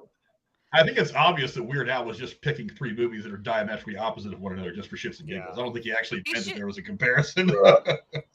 It'd be like in today's saying it's a something between Titanic, the Barbie movie, and like I don't know, some The Matrix remake. Magic Mike. Yeah. It doesn't matter. Hello, welcome to Modern Hollywood, where everything is made up and the points don't matter. Yeah. But moving back on to talking about this movie, admit it, when you guys were watching this movie, you were wondering what it tasted like. George Newman makes a Twinkie dog to give to his friend Bob. Weird Al Yankovic said that he had to eat 7 of them to complete the scene. After that, he became a vegetarian. Yeah, I don't blame him. Boy. I don't blame him. No. So do you know what's on? Okay, first off, let's talk about what exactly this is. If you're paying attention to the movie, for those of you who've seen it, in the beginning of the movie, they're sitting in the apartment after they got fired from their Burger World job, or whatever the hell it was. He cuts open a Twinkie, puts a cooked hot dog in it, and then covers it with Cheese Whiz. And dips it in milk. Not forget. And then dips it in milk. And part of me is just kind of like, there is a curiosity as to exactly what that tastes like. I don't know that I would ever get myself to actually put something like that together. Minus the dipping in milk. That's a bridge too far for me. But I don't know. There's part of me that's kind of like, one of these days I may actually get stupid and put one of those together and try it. If I do, I'll vlog it for you guys so that you guys can see. I was like, you know what? If you're gonna vlog it, I'm like, fuck it, I'll go down the rabbit hole too with you. I'll do it. Make that a short on the. You know what? I would even do it too. I don't know, but I would do it. Well, no. See, we'll have to do some some clickbait. We'll have to put like me and Frank touch wieners. Come watch, and we'll just sit here and eat it. I don't know. Don't tag me. Don't tag me in that post. Don't tag me when y'all touch wieners. I don't want to be associated with that. Woo! The Texas Twinkie hour. No. Now, I would say if we decide to eat this, I'm game. Look, I've been to the state fair. I've eaten some very questionable food before. I think you need to deep fry that thing. You know what I'm saying? Take it up to the next level. That me and Tex are gonna do. I have to learn the ins and outs of this this YouTube channel, so I have to come over to Frank's and learn all this stuff. Now I'm kind of scared because I'm gonna come in and he's gonna have a Twinkie on a fucking plate with a hot dog in it. I'm gonna be like, ah. No, I've already decided. The next time you guys come over and break it over that Star Wars cookbook, we're having some spicy Mandalorian stew. That might make up for it. Yeah, but we could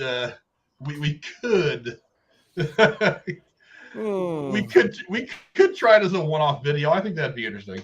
No, the only thing that I saw when I saw that was like that scene cut like right when he took the bite. So I'm like, how many times did he do that? Because I'm like, I know he didn't do that in one take. So I was like, God, how many times does he have to fucking? Oh no. Well, that's how you know an experienced actor from an unexperienced. If you see them holding the food and taking nibbles at it, they're experienced because they know they're probably going to have to do this. Yeah. Well, that's what I'm saying. You know, somebody, who was I can't remember his name. Who did the voice of Chucky for all those movies? He played Sheriff Brackett in Rob Zombie's Halloween. Oh, crap. I can't remember. Either way. No. He was the voice of Chucky. Shoot. I can't remember. Either way. In Rob Zombie's Halloween 2, there's a scene where Sheriff Brackett, Annie, and all of them are sitting at the dinner table and they're eating pizza. And you see the girls just go into town eating like crazy. You never see him take a bite. They had to do that scene 30-something times. The girls were so sick they vomited pizza by the time they were done because they had to just keep eating. So that's how you know. Okay. But we talked a little bit about the great music videos that we saw. Let me find a good picture for this one. We'll go to Noodles for this one. The Beverly Hillbillies song in the movie is a spoof of Dire Straits' "Money for Nothing" from 1985, using modified lyrics, of course, to make it the ballad of Jed Clampett. Actually, one of Weird Al's best songs, in my opinion. Yeah, that's the theme song for the Beverly Hillbillies in 1962. Mark Knopfler, the leader of Dire Straits, agreed to the parody if he was allowed to play the guitar riff because he was very, very protective of the guitar riff. I've actually known this little bit of trivia for years. But lawyers insisted that the song be called Beverly Hillbillies / Money for Nothing, a title that Weird Al Yankovic has publicly stated that he hates. The dream sequence is a shot-for-shot remake of the music video of Money for Nothing, with Beverly Hillbillies motif and Weird Al Yankovic thrown in there towards the end. Yeah. That's one of the classic Weird Al videos, though. Mm-hmm. Like that, the more recent stuff, like Amish Paradise and stuff, yeah. But I mean, go back and watch like the Like a Surgeon video. So hilarious. Yeah. But yeah, that's one of his better videos for sure. I don't know if you guys know, this movie was supposed to have another very big name actor in it. A very, very popular actor at the time. Weird Al Yankovic originally wanted Sylvester Stallone to do a cameo as the helicopter booth worker in the Rambo sequence, and discovered that he and Stallone had a mutual friend. Stallone initially agreed to make the appearance, but ultimately had to back out due to scheduling issues. Damn. How long would that have taken, Sly? Come on. You couldn't have given us 1 day on set. Yeah, that would have taken maybe a day or two. Just got to stand there, give him the 20, and fucking just let him go in the helicopter. Come on. Really? That's the easy cop-out for Sly. He didn't want to do this. Probably. That's probably what it was. Because I would imagine that Rambo is probably one of those things that he takes a little personally. I mean, Rocky and Rambo are the two things that he's always going to be most known for. Mm-hmm. So, I mean, it's probably one of the ones that he's a little protective over. So maybe he didn't want to be a part of parodying his big thing. But I mean, that's kind of goes against something he did in Tango and Cash, though. I mean, you've seen Tango and Cash, right? Great movie, the original. Long time ago. In the beginning of the movie, when he stops that truck, the one cop looks at him and says, "Who do you think you are?" The one cop goes, "He thinks he's fucking Rambo," and then he goes, "Rambo's a pussy," which I've always, from the moment I saw that movie as a kid, I always thought that was one of the funniest fucking lines I'd ever heard. But yeah, it's so yeah. I mean, maybe I don't know. Seriously, Sly, come on. How you'd have gotten paid a few grand, you'd have showed up, you'd have smiled for the camera, you'd have done your thing, and then you'd have left, and you'd have gone back to whatever the hell movie you were making at the time. Probably something, I don't know, whatever. Rambo Part 7. Probably a Rambo Part 3 or something. Yeah. What was that mountain climbing movie that he did? I can't remember the name of it. Cliffhanger, yeah. That one, what's stupider, that one or the arm wrestling? I think they're both equally dumb. Over the Top is quite good. I actually have that on DVD, believe it or not. Over the Top is, look, it's typical. Look, it's typical. Actually, that was late 80s. It wasn't into the 90s. It was like right around 88, 89, 90 when the movie came out. That wasn't a bad movie. That's not a bad movie. My favorite. Actually, I think my favorite gif of Stallone is the scene where he's turning the cap around backwards, all slow and dramatic. It's like that gif is so like you can use that in so many situations. It's great. I appreciate it. But we talked about how some of these people went on to some good things. This movie was released about 2 weeks before the pilot episode of Seinfeld in 1989, where Michael Richards would introduce his signature character of Kramer, which he actually pretty much played in this movie. No, really? Well, this is a more retarded version of Kramer we're dealing with here. Let's be honest. This guy's on his own spectrum. He's not even on the regular one. But I see where it came from. I was like, I think they saw this and was like, yeah, that's a character, because this dude was on 11 the entire fucking movie. My God. Did he remind you of Chop Top from Chainsaw 2? Way. I mean, yeah. I kind of got vibes of like, not like lick my plate, dog dick. I'm not saying he's like copying his lines, but just the personality. The personality was very chopped out from the second Chainsaw. It reminded me of it. That's fair. When your brother's the hitchhiker, I mean, you kind of that's the only logical step. By the way, I wanted to say that to you, Tex. I forgot to say that to you in the chat. I was like, hey, if we want to remake this docudrama about Texas Chainsaw, I'm like, I want to play the hitchhiker. That would be so much fun. Oh yeah. It's a good picture. $5. It's a good picture. My brother works there. God, you like head cheese? We could talk about Chainsaw for days and never get old.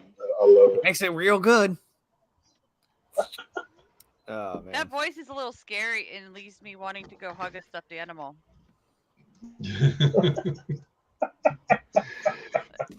Did we know that I am a haunt actor?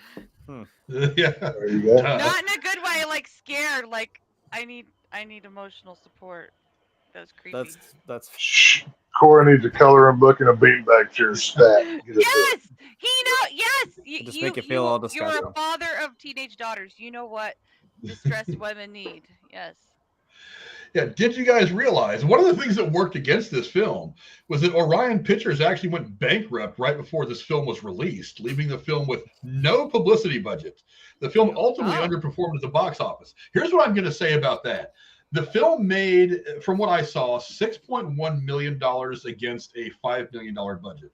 So if they didn't spend any money on marketing, now I don't know the exact financials of this. I don't know. I haven't seen the exact profit and loss statement of this film. But I would say that if all they spent was the production budget and no marketing, and the movie made $6.1 million, I would say it profited about $1 million. Yeah, that's a success. You might have made it's not quite breaking even like that would be today. Like I think you made some money. And for the late 80s, that's not. I mean, a $5 million budget's a good chunk of change for 1989. But I mean, it's a good chunk of change now, really. But I mean, look, making 1.1 million or 1 million, right about that's not terrible. Was this in the prime of Weird Al's? Like, was he at the height of his fame, or was he like at a low point? Do you know? This was probably him at his peak, coming out of the 80s. Like I said earlier, kind of it kind of derailed his career for a few years until he came out with another album full of solid, like song spoofs. You know what I mean? Right. Yeah. Huh. I think I'm assuming this is right, about $6 million in 1989 is about 14.7 today. About 14 million. Okay. 700. So it's a little over double then. Yeah. Just So about, yeah. I don't know. That's not terrible. I mean, I would say that it probably turned a little bit of a profit. Look, worst case scenario, if you still had an extra million one in expenses, the movie breaks even. That's not terrible, considering that you didn't market this thing at all. And I'll talk to you for a minute about how it may not have helped anyway. I'm going to give you the lineup of some of the movies that dropped around the same time this movie did. This movie got fucking buried. A million's about $2.5 million. 89? 89. So if it came out in the summer of 89, then Batman owned this thing. This movie got buried by some absolute fucking bangers of movies. That Batman was probably not helping. It wasn't even just Batman. There's a lot of movies that when I read you this list, you're going to be like, Jesus Christ, this movie never stood a chance. it just didn't. But I just want to talk about a little bit of casting. I could have swore I had a picture of Victoria Jackson. I don't know why. No, I'm sure you do, but can we show it on here? I had a picture of her in that white dress when they were supposed to go to dinner, but I don't know why I didn't load in. But anyway, talking about some potential casting. Jennifer Tilly, who we've talked about a lot recently, and Ellen DeGeneres both auditioned for the role of Terry Campbell. DeGeneres was the first choice, but never happened for reasons unknown to Weird Al Yankovic. I think we know. Jennifer Tilly might have been fun, but I'm actually really happy with Victoria Jackson. Jennifer Tilly's always fun. What are you talking about? Yeah, she would have been fun. But I don't know. Do you guys think it would have made a big difference? It would have been her or Jennifer Tilly? Yes. I can hear Jennifer Tilly's voice in my head, and it's just like the most lovely sad. Her voice is not that far off of. That's what I'm saying. Like it's the same voice Victoria almost. Jackson's. So. Yeah, it works. No, Jennifer Tilly.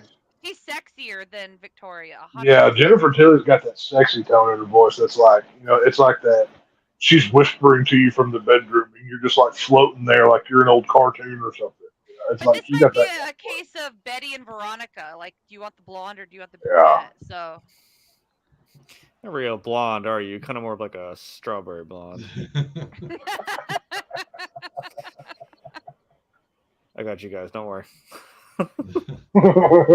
I got you with the references. Go watch our American Psycho review. Yeah. Do you want me to date? Do you want me to date just how old I really am or what was going on at the time this movie came out, technology-wise? This movie was released on January 25th, 1990 to home video. It was released on VHS, Betamax, and Laserdisc. Hell yeah. Hell yeah. God, I'm old. I remember Betamax. Wow. I think you act like I don't know what that is. No, I'm aware. Well, I mean, we had a Betamax in our house whenever I was a kid. I didn't have Betamax. We had VHS when I was young. That was our first home movie stuff going on. Yeah. My grandma had Betamax because she was like I forget who it was. Somebody had got her like a couple of Bruce Lee movies and like a Chuck Norris movie on Betamax. Nice. Because my grandma, for reasons I still don't understand, but I absolutely love, was way into like the martial arts movies. So she watched that shit all the time, even like in her 60s. She was all onto that shit. That's awesome. But yeah, I thought that I'm thinking about that. And then Laserdisc. That's the one that really got me. For those of you who don't know, Laserdiscs are the forerunners to DVDs. They were too ridiculously huge. They were like the size of a fucking record. They were the size of an old school vinyl record because back then they didn't have the compression, the data compression that they ended up getting to make DVDs. So my mom, no shit. My mom still has two of their old Laserdiscs. She has the Hunt for Red October and Major League on Laserdisc. They had another one. I forget what it was. I think they let somebody borrow it. I've got one in the closet somewhere. I'd have to dig it out and see what it is. I'm sure it's in horrible shape, but I mean, it's there. Yeah, massive. Yeah, they still have them they still have them somewhere in the garage. But yeah, they were no shit. They were CDs the size of records, of old vinyl records. Yeah. And the compression was so bad, even that big, you couldn't get the entire movie on one side. You would still have to take it out, flip it over, and then put it back in and play again. Because there was so much data to do this digitally that it took all that space. So yeah, that was the hilarious thing about Laserdisc. But eventually they figured out the compression. Can't imagine why it didn't catch on. Yeah. Hey man, you tried. I can't remember the other movie. I can't remember the other movie they had. I know Major League is one, Hunt for Red October is another. They had another one. I forget what the hell it was. Oh, I'm pretty sure the Laserdiscs are still at their house. Oh god, you're making me think about it. So in my new house, I've decided I'm going to take all my old VHS tapes and I'm going to line them up and I'm going to put them on the ceiling like a little shelf thing. And cool. I'm going to use old VHS cases with the VHS tapes in them as like wall art somehow that's functional as shelving. Nice. So yeah. That'd be kind of cool. So save all your old physical media, people, because you can find cool ways to use it. Just saying. Something you might could do is an idea that I was going to do before I had to stop collecting VHSs. And basically, you line the wall with them, and like you like not like glue them, but secure them to the wall. Then you get like a couple big pieces of plexiglass. It doesn't have to be too thick, but cut it to fit, and you basically screw that to the wall. And it holds it tight. It doesn't take up a bunch of space. It looks like a shadow and case. It keeps them clean. It keeps them from falling off. And you get your VHS wall. That's something I was going to do. Yeah. If anyone's, well, Frank lives in the same state as me. If you've ever been to Other Worlds in Columbus, there's one of the first pieces of art that's in there is just like, I can't really describe Other Worlds because you kind of have to see it for yourself. But the first little thing of art is just like a whole bunch of VHSs that are all just like. I'm not kidding. It's like I saw. I'm like, oh look, there's Pirates of the Caribbean. There's Batman. There's, just the whole first piece of art is like this bunch of VHS tapes that are all just in this big swirled configuration of. I can't describe Other Worlds. I really cannot. So, I crawled into an arcade machine. I came out in some like 1950s inky in the. Ink machine, whatever the fuck. And then all of a sudden I was shooting aliens in space, and then there was something watching me. There were eyeballs in the ceiling. I can't describe this place, but just trust me when I say. Right. It's a rabbit hole you go down. It gets weirder and weirder as you go. But it's a lot of fun. That's normally how the good ones go anyway. Yeah, I got a couple more pieces of trivia. Jeremy, I'm pretty sure will understand the importance of this. I think Tex will too. Did you guys see Dr. Demento in this scene? No. In the corner? I think it's fairly obvious. I mean, even knowing where he is, I think it's still fairly obvious. Now, let me tell you the story. Okay, Dr. Demento was one of the first people to give Weird Al Yankovic a shot on television.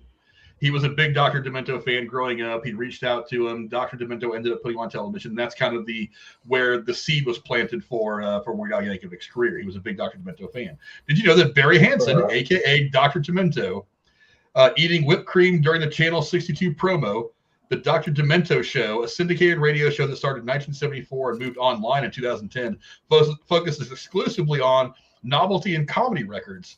It played a huge role in Weird Al Yankovic's career. You can see Dr. Demento in the scene right there where the kid is in the corner, the guy in the yellow shirt. Right, that's Dr. Demento. Yeah, I'm like in the corner. And you see him like during like the one commercial they're filming where the guy, he squirted the whipped cream into the guy's mouth. That's him. That's Dr. Demento. That's Barry Hansen. Nice. So kind of like bringing Dr. Demento out there and putting him in his big movie, or putting him in the big movie that you're making, you're going to go ahead and throw him out there. But yeah, I thought that was cool. I remember Dr. Demento when I was a kid. I had a lot of friends that watched him. I didn't watch him a lot, but I mean, there was some times where I watched him. I think I remember watching him, but I can't place him for sure. Maybe I did. I don't know. Because I think he had a Saturday morning thing for a year or two. But I don't remember. I know he was on TV for a bit, but I don't remember. Did he ever do like a movie hosting show?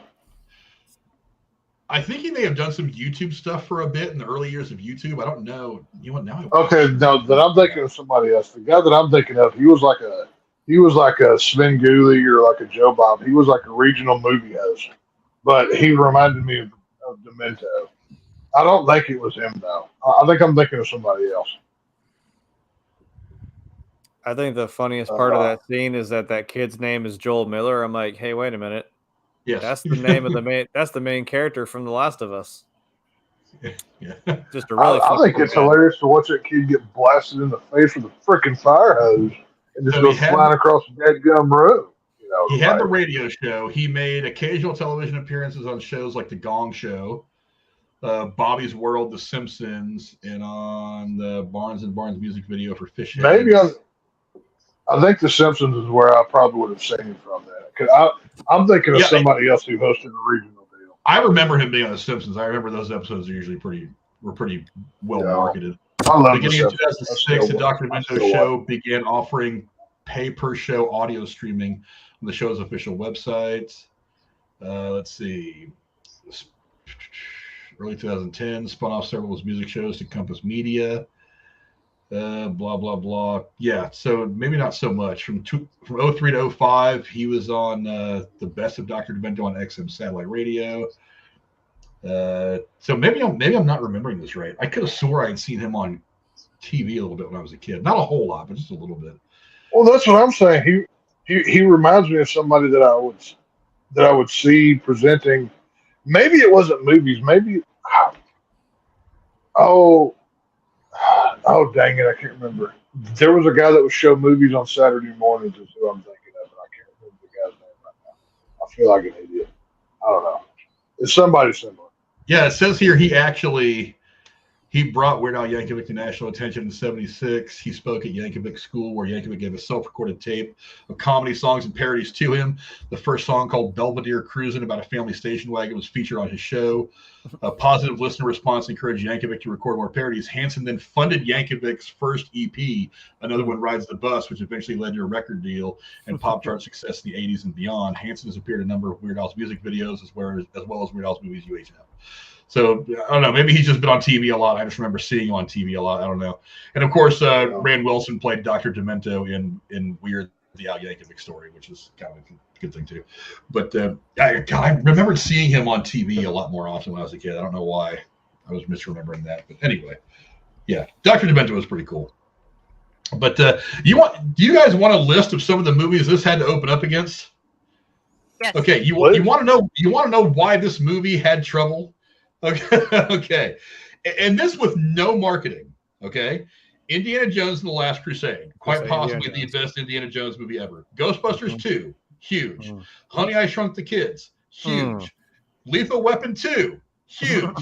Batman, 89, huge. License to Kill, a James Bond movie, huge. When Harry Met Sally, huge. Do the Right Thing, big movie. Not as big as the other ones, but still drew a lot of attention. And the first Weekend at Bernie's. Those things all opened up in the. Those things all. Why'd they even put it out? Yeah, can we do a retro review of Weekend at Bernie's? It's such a great movie. We could. That's actually a really fun movie. I'll be Bernie. I'll just wear my sunglasses and sleep the whole show. I call that little. Yeah. And remember.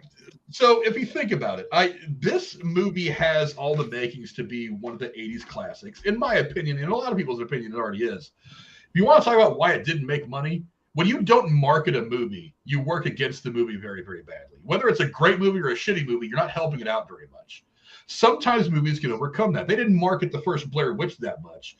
They kind of just relied on word of mouth, but because that movie was kind of a different take on horror, it kind of had its own legs and did its own marketing. Right. But that's very, very rare to have a situation like that.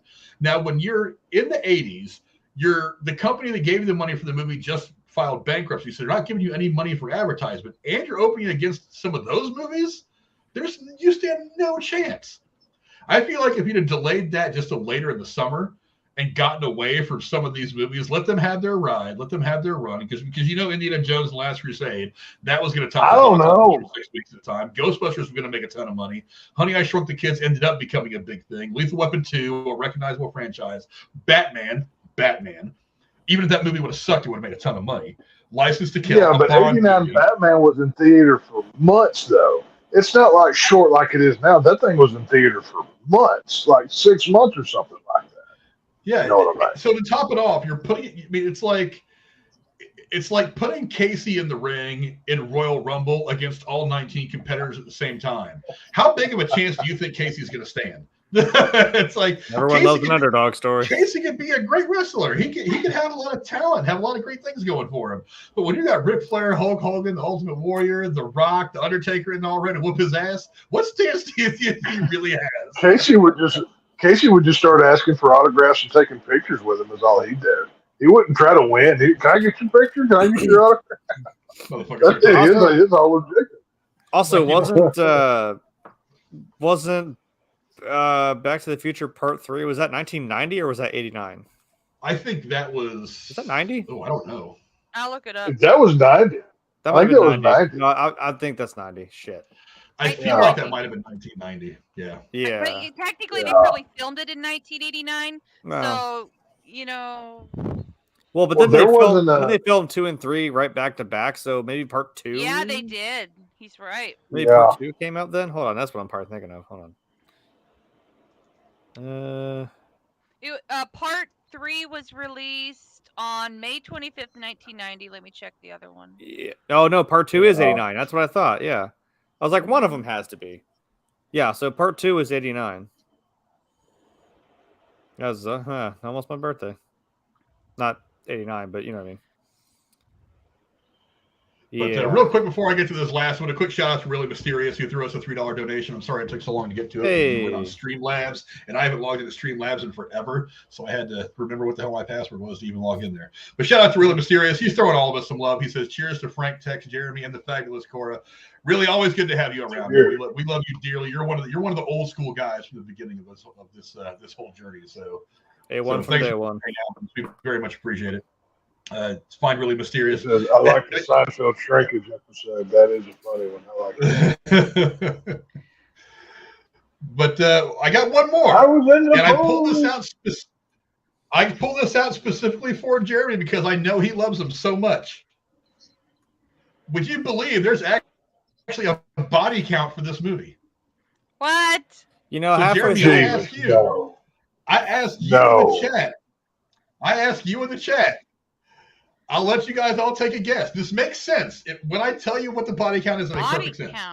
So I ask you. I'll start with you, Cora. What do you think the body count was for this movie? Okay, we should probably tell Cora what the hell. Trick question. It's like, are they like houseflies that they killed and counted on strips? No. Yeah, no. We started doing this since Cora's been gone, so some clarification is needed. I hate that halfway through this fucking movie, I thought, did anyone die in this movie? Because I was gonna fucking ask me. I pick the number 2. I'm new to playing this game. I'll lose. Cora. Everything's made up, and the points don't matter. It doesn't fucking matter. Trust me. Oh! Okay. Let's see, there was. I bid $1, Bob. I'll pick two. I'm gonna say 10. Dee put his guess in. He said 3 black people. Wow. I'm not gonna lie to you, Dee. I don't know if there were 3 black people in this movie. No, I don't know what movie you were watching. Go back to the scene. Go back to the scene at the end of the movie where he's having his Rambo fantasy and he shoots all those guys. That's got to be who he's talking about. But did that really happen though? That's like some sucker punch type. But shit. He saw himself as Rambo, but that didn't. Do any of the rules matter here? Dead people died on screen. Their guns didn't even kill him, so it doesn't even matter. Let's see. There was. I'm going to say 10. I'm just going to guess 10. I wonder if I can get this picture in there. I don't know why it didn't load in there. There's some of these pictures. I don't know why they didn't. I got a good picture of him standing there, like lining up the bow shot, while the guy's standing 3 feet away with the AK. He's like, technically, you could also count Weird Al and the Indie Fantasy at the beginning, where the stone rolls over top of him too. Yeah, true. Screw it. I'm going to go 15. I'm going to say 15 is my guess, Alex. Believe it or not, the body count of this is 20. I was literally about to say 20. I was like, fuck it, 20. He did 15. All of them imaginary during the Rambo daydream. Yeah, I was like, I'm sure it's the Rambos. Yeah. Which I think is funny. If you're going to count all those people in the Rambo daydream, but you don't count the guy at the very beginning of the movie, he gets run over by the train. Oh, yeah. As he's leaving the cave. That's fair. Do we count the kid that gets brain damage from getting hit in the face with a fire hose and flies across the room? You know he didn't make it either. We don't know that he died. Yeah, but I think it's a fair. You could have I think it's a fair assumption. Come on, if you're that close to a fire hose, you ain't walking away from that. That's all I'm saying. Hey, it's Joel Miller. He's got to go take that kid across the U.S. in about 30 years, so he'll be fine. He's going to lose his daughter at some point in the next 30 years, so be nice to the guy, okay? It's cordyceps everywhere, man. You know what I found interesting is as I first read that, part of me, before I read the whole thing, part of me was like, are we counting the pile of dead I was going to say, what about the dogs? I feel like you should have counted those in there because you actually see for a moment the pile of poodles when it cuts away outside to his apartment. So I don't know, but let's start to wrap this stuff up. I mean, I think it's a really funny. I think it's a really funny movie. You guys check it out. Cora, give me your final thoughts on UHF. I could have lived my whole life without seeing it, and probably nobody I know will own it. I don't know. To me, it's okay, but like I said, 80s movies, awesome, worth watching once, but I'm fine forgetting it. I may have to make you guys so we can review it. Watch Weird: The Al Yankovic Story. I'd watch it. No! It's a funny movie. It really is. It's every bit like this movie. It's just goofy. I'm just throwing this out. You understand that, right? I'm down for it. I can start suggesting worse movies than Frankenhooker. Don't tempt me. I was holding back when I mentioned Frankenhooker. So, yeah. Well, Jeremy, how about you? Final thoughts on UHF. I'm going to quote myself again from about 2.5 hours ago. Y'all are some fucking haters. You know what?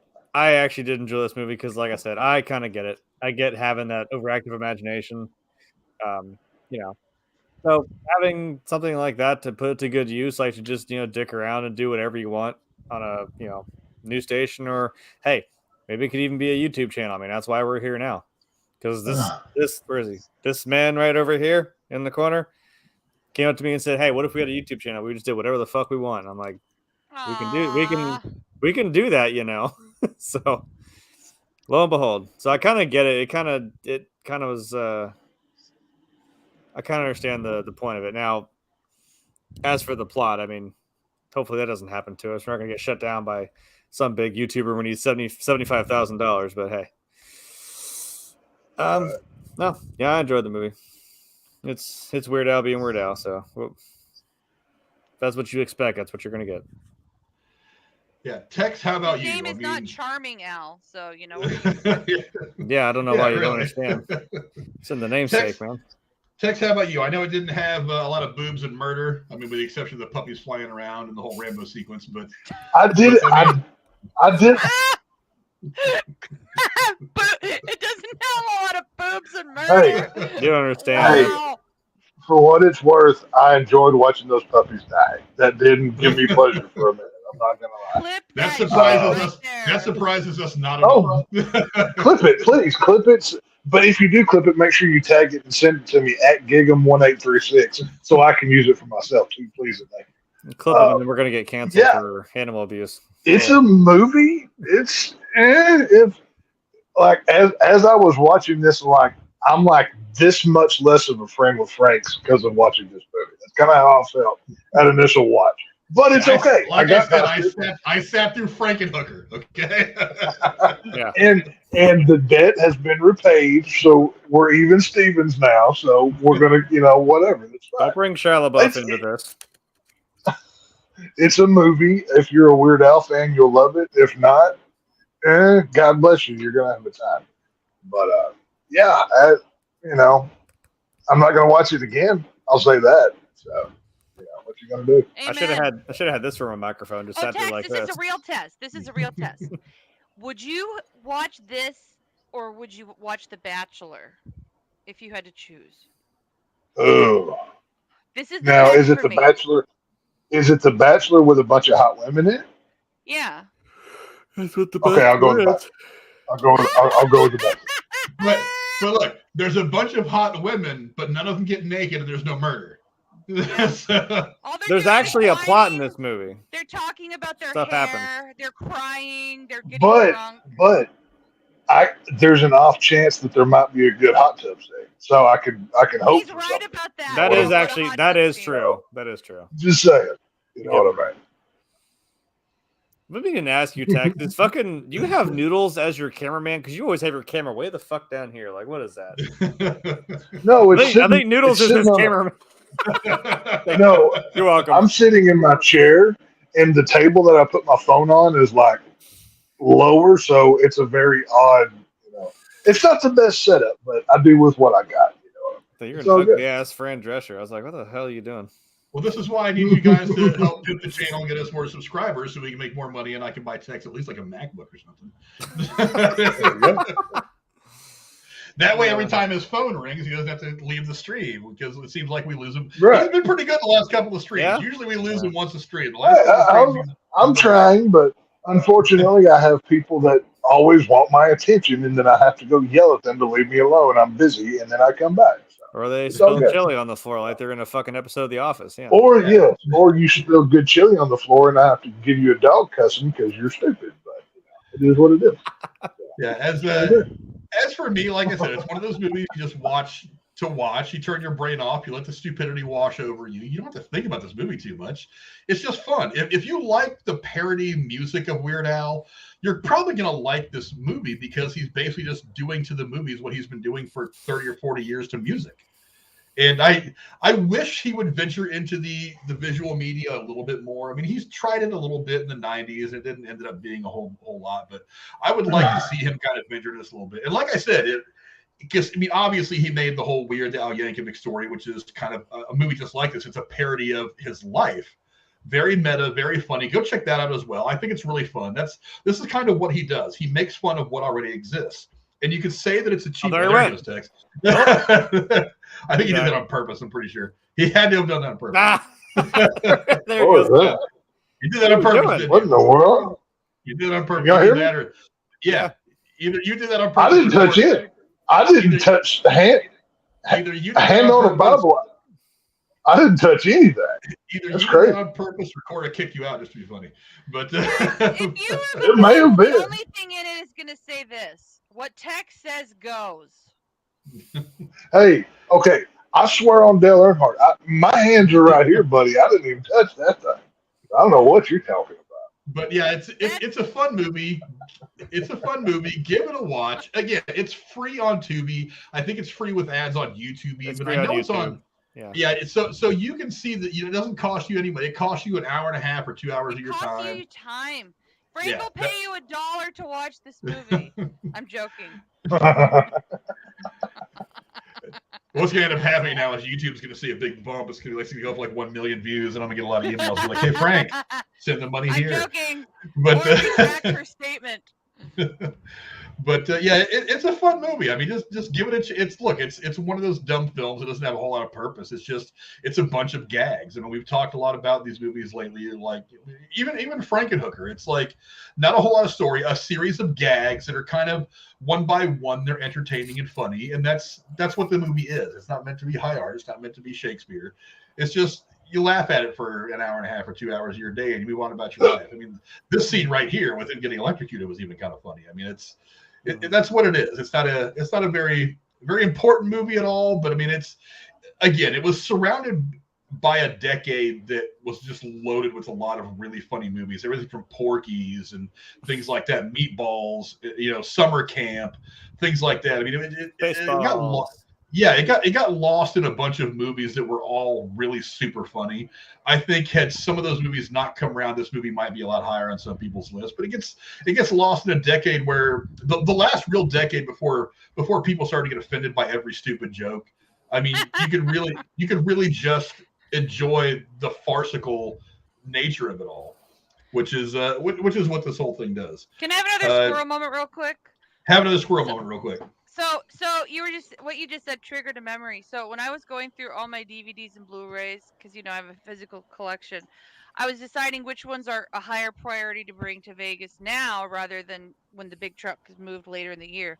Anyways, I was going through them, and I never saw the new Little Mermaid movie, but let me tell you, the fact that it was so woke and stupid and everybody's talking about it so much, I didn't pack the old one because I couldn't think to watch the old one without being mad about the new one. So thank you for ruining old classic movies, even if I don't watch the new ones. Cora out. That's why you wait have till you the see old what one, they did to because you Snow White and the Seven Dwarfs. You're really gonna flip your lid. I feel like that better fall on its face. I don't think. I'm not gonna watch it. Snow Mexican and the Seven Tall People. Somebody make a poster. No, it is. There's only 6 tall people. One of them's actually a midget because they have. Okay. Oh, did they retract it finally? Oh, God damn it. Well, let me correct myself. Snow Mexican and the 6 regular people and the 1 midget. Okay, this is what we're dealing with. What kind of snow are you talking about, Tex? No. Or they're gonna make it all like woke and have representing people who have like all people who've like somehow. No, wait, that's for I can't say that. Never mind. I'll be quiet. That was bad. But thanks for everybody in the chat. Hey, Deity, man, I was all over Twitter trying to load up the fantasy league. I started a money league this year, so it's not going to be the free league we usually did.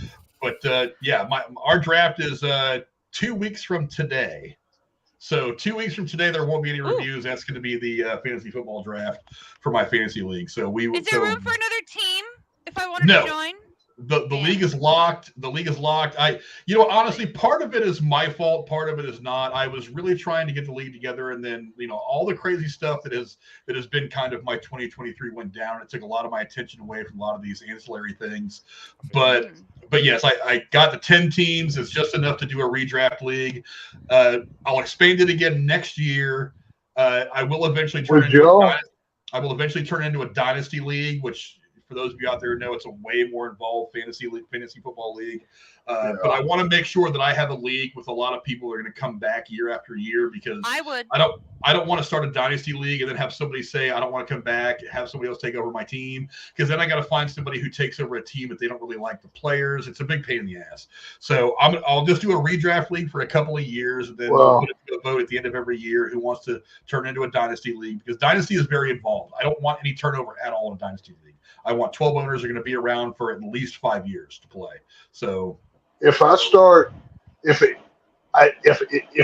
free fantasy league on Yahoo, who would be interested in playing? Like, I would kind of like it to be like the derailed league of last year. People from the community that we know, so it's not strange. You and I have talked about something, and I was DMing back and forth with the Rose about this last week, about doing like a league where we don't draft, we just set everybody to auto draft, and I like the idea of just like a free league. So that way, a free league, so that way if you feel like you got screwed by your picks, it's not costing you any money. But just like set it all to auto draft, set the draft for whatever day. We can live stream it, just watch the draft happen and have fun with it. But that might be an opportunity. I do want to set something like that up. I would do that. I would like to do. I mean, obviously, we're not doing the derailed league like we did last year, but I'd be willing to put up, because I like Yahoo a lot better than Fantrax or ESPN. Set up a Yahoo Fantasy Sports League and get people, maybe Deity, Rose, Casey might want in, Cora, who knows? Cora, right here. But we could get one together. Really mysterious, throw a little bit of shade at Deity. He says, so you can lose again, picking all Raider players.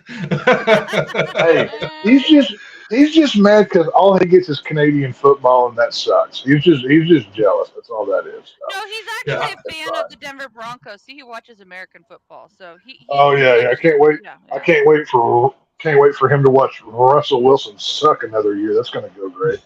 So, good luck. Yeah, I don't know if Tech starts that up, then I don't know. I'll put we can put the link out and we'll fill the league up with whoever wants to. Yeah, I'll let.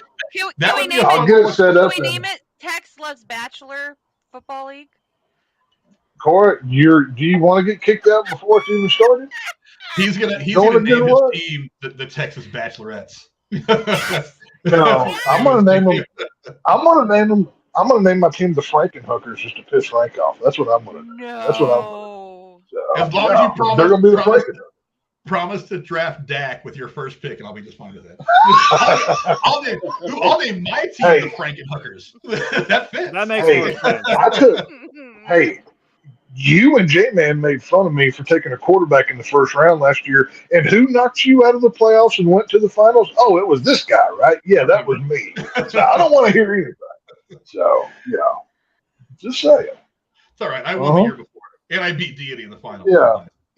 Yeah, you won the year before. I knocked your butt out of it. So kiss the ring. That's all. There will be some extra content on the channel moving forward. Tex already kind of spilled the beans earlier, but we'll record an official announcement for it later.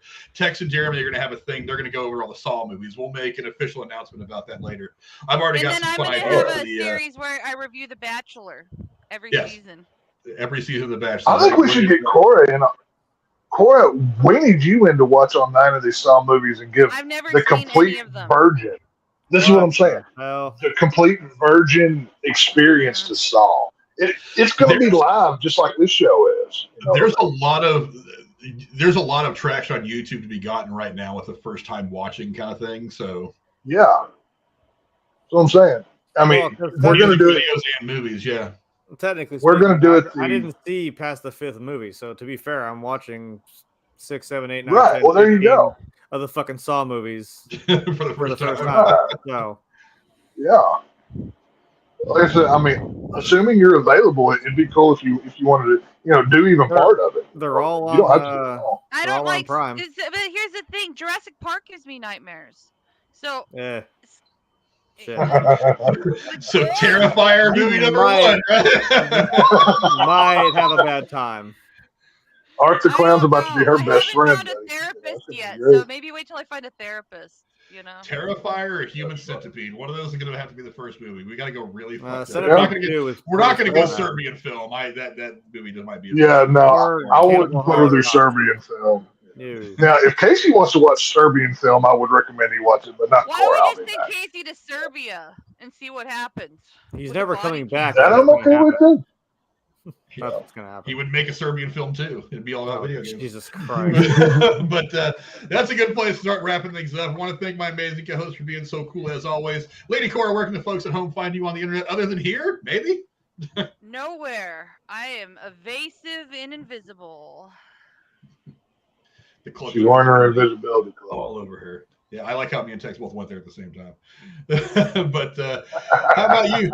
The shape for the Lone Star State. You've got some work to do. You got to make those poodles fly. You got to have some time to do some YouTube stuff. Where can they find you on the internet? Well, like I said, obviously Jeremy and I are neck deep in researching for the Saw project we talked about last week. I'm going full bore.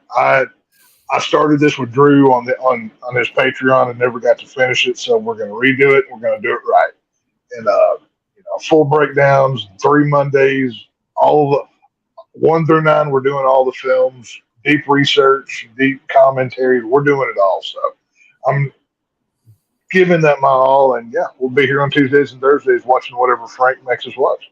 So it'll be good. Yeah, and my hetero life mate Jeremy, who got a chance to pull out the Eddie wig again today. He's always happy about that. Where can the folks at home find you on the internet, my friend? Right here. Now I have my newly made definitely microphone thing. Well, see now I am Fran Drescher. Now I've got the damn that's what I modeled it after. So so I'm here. I'm here Thursdays, Mondays, Tuesdays, whatever day we feel like annoying you. So Thursdays for sure. That's a lot of our reviews and whatnots. And as Tex alluded to, I had a brainwave. Again, this is that damn creativity coming through. If it doesn't tickle your fancy with the title, I don't know what will. we're gonna have Monday Night Saw. I can't wait. I might even bring this back because right. See, because look, I've already been practicing my intro. Trust me, it is spooky season. You can copy Casey's name. I'm not copying anything from Casey. No, but listen, this is funny. Listen, harsh is Saw. No, I like Monday Night Saw. No. Monday Night Saw, that works. We're going, we've already brainstormed Monday Night Saw. We're going with that. So. I'm sticking with Monday Night Saw because look, like I said, we're a little over a month away from spooky season, so my other job is going to kick in. I've already been practicing my, ability to announce to a whole crowd. So trust me, you're going to want to see me dress up like Billy the Puppet for 3 weeks straight. So. X, what are you dressing I up can't as? wait. I don't know. I'm like, are you going to do anything or are you just going to be. See, I'm like, if you need to know. Because you're my guest referee, you need a striped shirt at least. Well, no. See, if you're going Billy. Okay. If you're going Billy, I'm thinking about going. I'm either going Hoffman or John. Either way, I'm going Jigsaw here. So if we've got a Billy, we have to have a Jigsaw, right? So I'm thinking because the hooded cape. I was at Spirit today and I saw something that might work very well. I won't spill the beans on what yet, but I'm thinking up something cool here. So stay tuned. Wait. Yeah, I've got color changing contacts. I've got basically the entire outfit because that's all it is. And I'm actually going makeup shopping tomorrow at a Halloween store. So be looking for that. Somebody clipped that. Halloween store's open already. Normally I would make fun of him, but I'm a haunt actor. You can't make fun of me because I will just. I know that's what I'm saying. Normally I would make fun of the guy for saying that, but it makes perfect makeup sense. on Amazon. So if you can't find it at the stores, Amazon's got a lot of good stuff. I know, but when you have a Halloween shop that's open 24/7, 365, I mean, I kind of can't not go there. That's true. So yeah, some Spirit Halloweens are open. Some don't open till later. Some don't open till September. Some Spirit Halloweens are open. I'm on the hunt. I'm about to go out in some fucking khaki shorts and a shirt. Be like, all right, now let's see if you can find a Spirit Halloween somewhere around here. They're very elusive, but they pop up this time of year, So, yeah, that's what's coming up. So spooky season's coming. That's basically going to be the focus for me for the next until November. Dude, so every free second I'm getting is I'm watching Saw. So.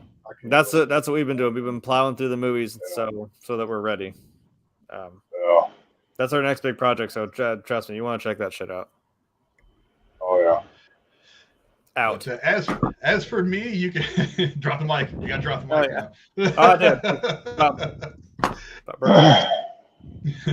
My tactical mic. As for me, you can find me here. You can find me here a couple nights a week. Yeah, with the Picatinny rail on the Red Dot site. Yeah.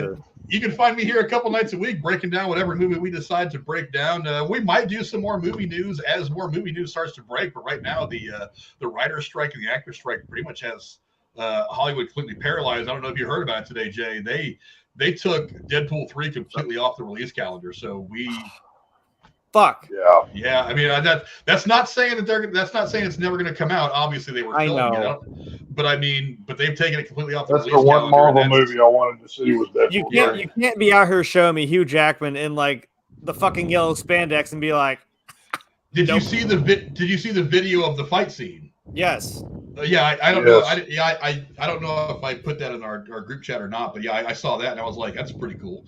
But so I mean, so they were definitely making it, but I mean, now the writers are on strike as well, or the actors are on strike, the writers. They really saw. They saw Venom and they're like, "Hey, remember when you thought that was gonna be a thing? Yoink, nope." Like, okay, no sir. But but I mean, there's plenty of movies from yesteryear and more recently that we can go over and give you our thoughts on. So we're going to continue to do that. Like Jeremy said, I mean, I guess we'll forego the official announcement. I was going to do like a separate video for it eventually, but now that Tex and Jeremy have officially spilled the beans, there will be a Monday Night Saw where Jeremy and Tex are going to be breaking down all the Saw movies. That's going to be coming up here very soon. We're getting that organized. That's going to be Tex and Jeremy's thing. I don't have time to watch all 1,200 of the Saw movies right now. Not that I wouldn't give it a go, but I can't catch up I with them. thought I would do it just because I haven't watched them all. I said, you know what, Tex, I'll humor you and I'll watch the rest of them. I tried when I was a teen. I got through 5 and I was like, I can't fucking do this anymore. But I love Saw so much. I'm willing to sacrifice time with my loving family to go watch a movie about a killer cult. That's how much I love Saw. I don't even. That's my gag. I don't dress up like Billy the fucking puppet. What do you think she's gonna do? I still didn't even know. What's her gag gonna be? Oh, she's got to dress up as Amanda. Like, that would be so perfect. We need to find the pig head. Yeah, I know. That'd be awesome. Yes. But other than that, you can find us here all the time, a couple nights a week. There'll be some other stuff. Again, with football season coming up, there might be a weekly fantasy football rundown, talking football, me, Tex, maybe a couple other people will come on here. I don't know. And there's other things. I think after the first of the year, I'm gonna take the rest of the year to organize it and talk to some people about how I want to do it. But I'm not willing to let it out what that's going to be just yet. I don't know that Jeremy will want to be involved in it. Tex and Cora, maybe. It will be. The only thing I'll tell you about is it's not movie related, like at all. It's going to be something very different, but you see, look at his face. Jeremy's so curious. He wants to know. Well, this is and maybe this is the kind of thing that Jeremy would want to get involved in, kind of on a show by show. Like if there's a spot that he wants to get involved, he would certainly be welcome. But it's not going to be movie related at all. It's something that's been on my head for the last couple of months, and I've been wanting to try it out. But I'm going to talk to a few people first and figure out exactly how I want to organize it. But that'll come probably after the first of the year. So. Well, he's tickled my giblets. Now I want to know what it is. Well, I'll tell you guys about it privately. I just don't want to talk about it publicly just yet. I don't want to get anybody's hopes up. I don't quite know how I want to. Can I just say something real quick? Jeremy, I think you have to be over the age of 60 to say that phrase and get away with it. Giblets? Come on, man. I don't know. I suppose if you have any kind of connection to the Southern stuff, I mean, like Tex isn't old, but he can say giblets. They're gonna say half the stuff I say comes from 70-year-olds. You know what I mean? Yeah. No. I'm from the North. We won the war. I can say giblets. Yeah. Y'all cheesy. Oh boy, Tex. South's gonna rise again. Shot fired. South's gonna rise again, buddy. You just wait. You just hold on. No. Why don't I'll be there. Texas off out of and put you on a little island floating in the Pacific Ocean? You could be the new Hawaii. There you go. Yeah. I'll give you one of those. How about that? It'll be like what Britain did with Australia. We'll just throw you out into some island colony and say, okay, go away. But that's us for tonight. We added a subscriber during the stream. So thank you very much, guys. We're at 476. And once again, don't forget, once we get to 500, not only do we get a chance to actually monetize and get some super chats? YouTube is being a little generous right now and lowered some of the monetization standards. Not full monetization, of course, but we'll be able to make use of super chats. But we'll also do the 500 sub charity stream for the Abandoned Pet Project. But guys, been saying for a long time, we'll do this. We'll get it done. We'll raise some money for a worthy charity. It's actually based not too far from where Texas is at, actually. It's actually based in, I think, Bernie, Texas. But yeah, we will do a charity stream for the Abandoned Pet Project. Donation money will go towards that. They help pets that have been abandoned or injured. They help get them new homes, get them healed back to full health, rehomed. So that way, that's a good charity. Anything that, I mean, look at that puppy's face, for crying out loud. Look at that puppy and say, I'm going to give you guys the whole in the arms of the angels beach. He doesn't want to learn how to fly. Come on.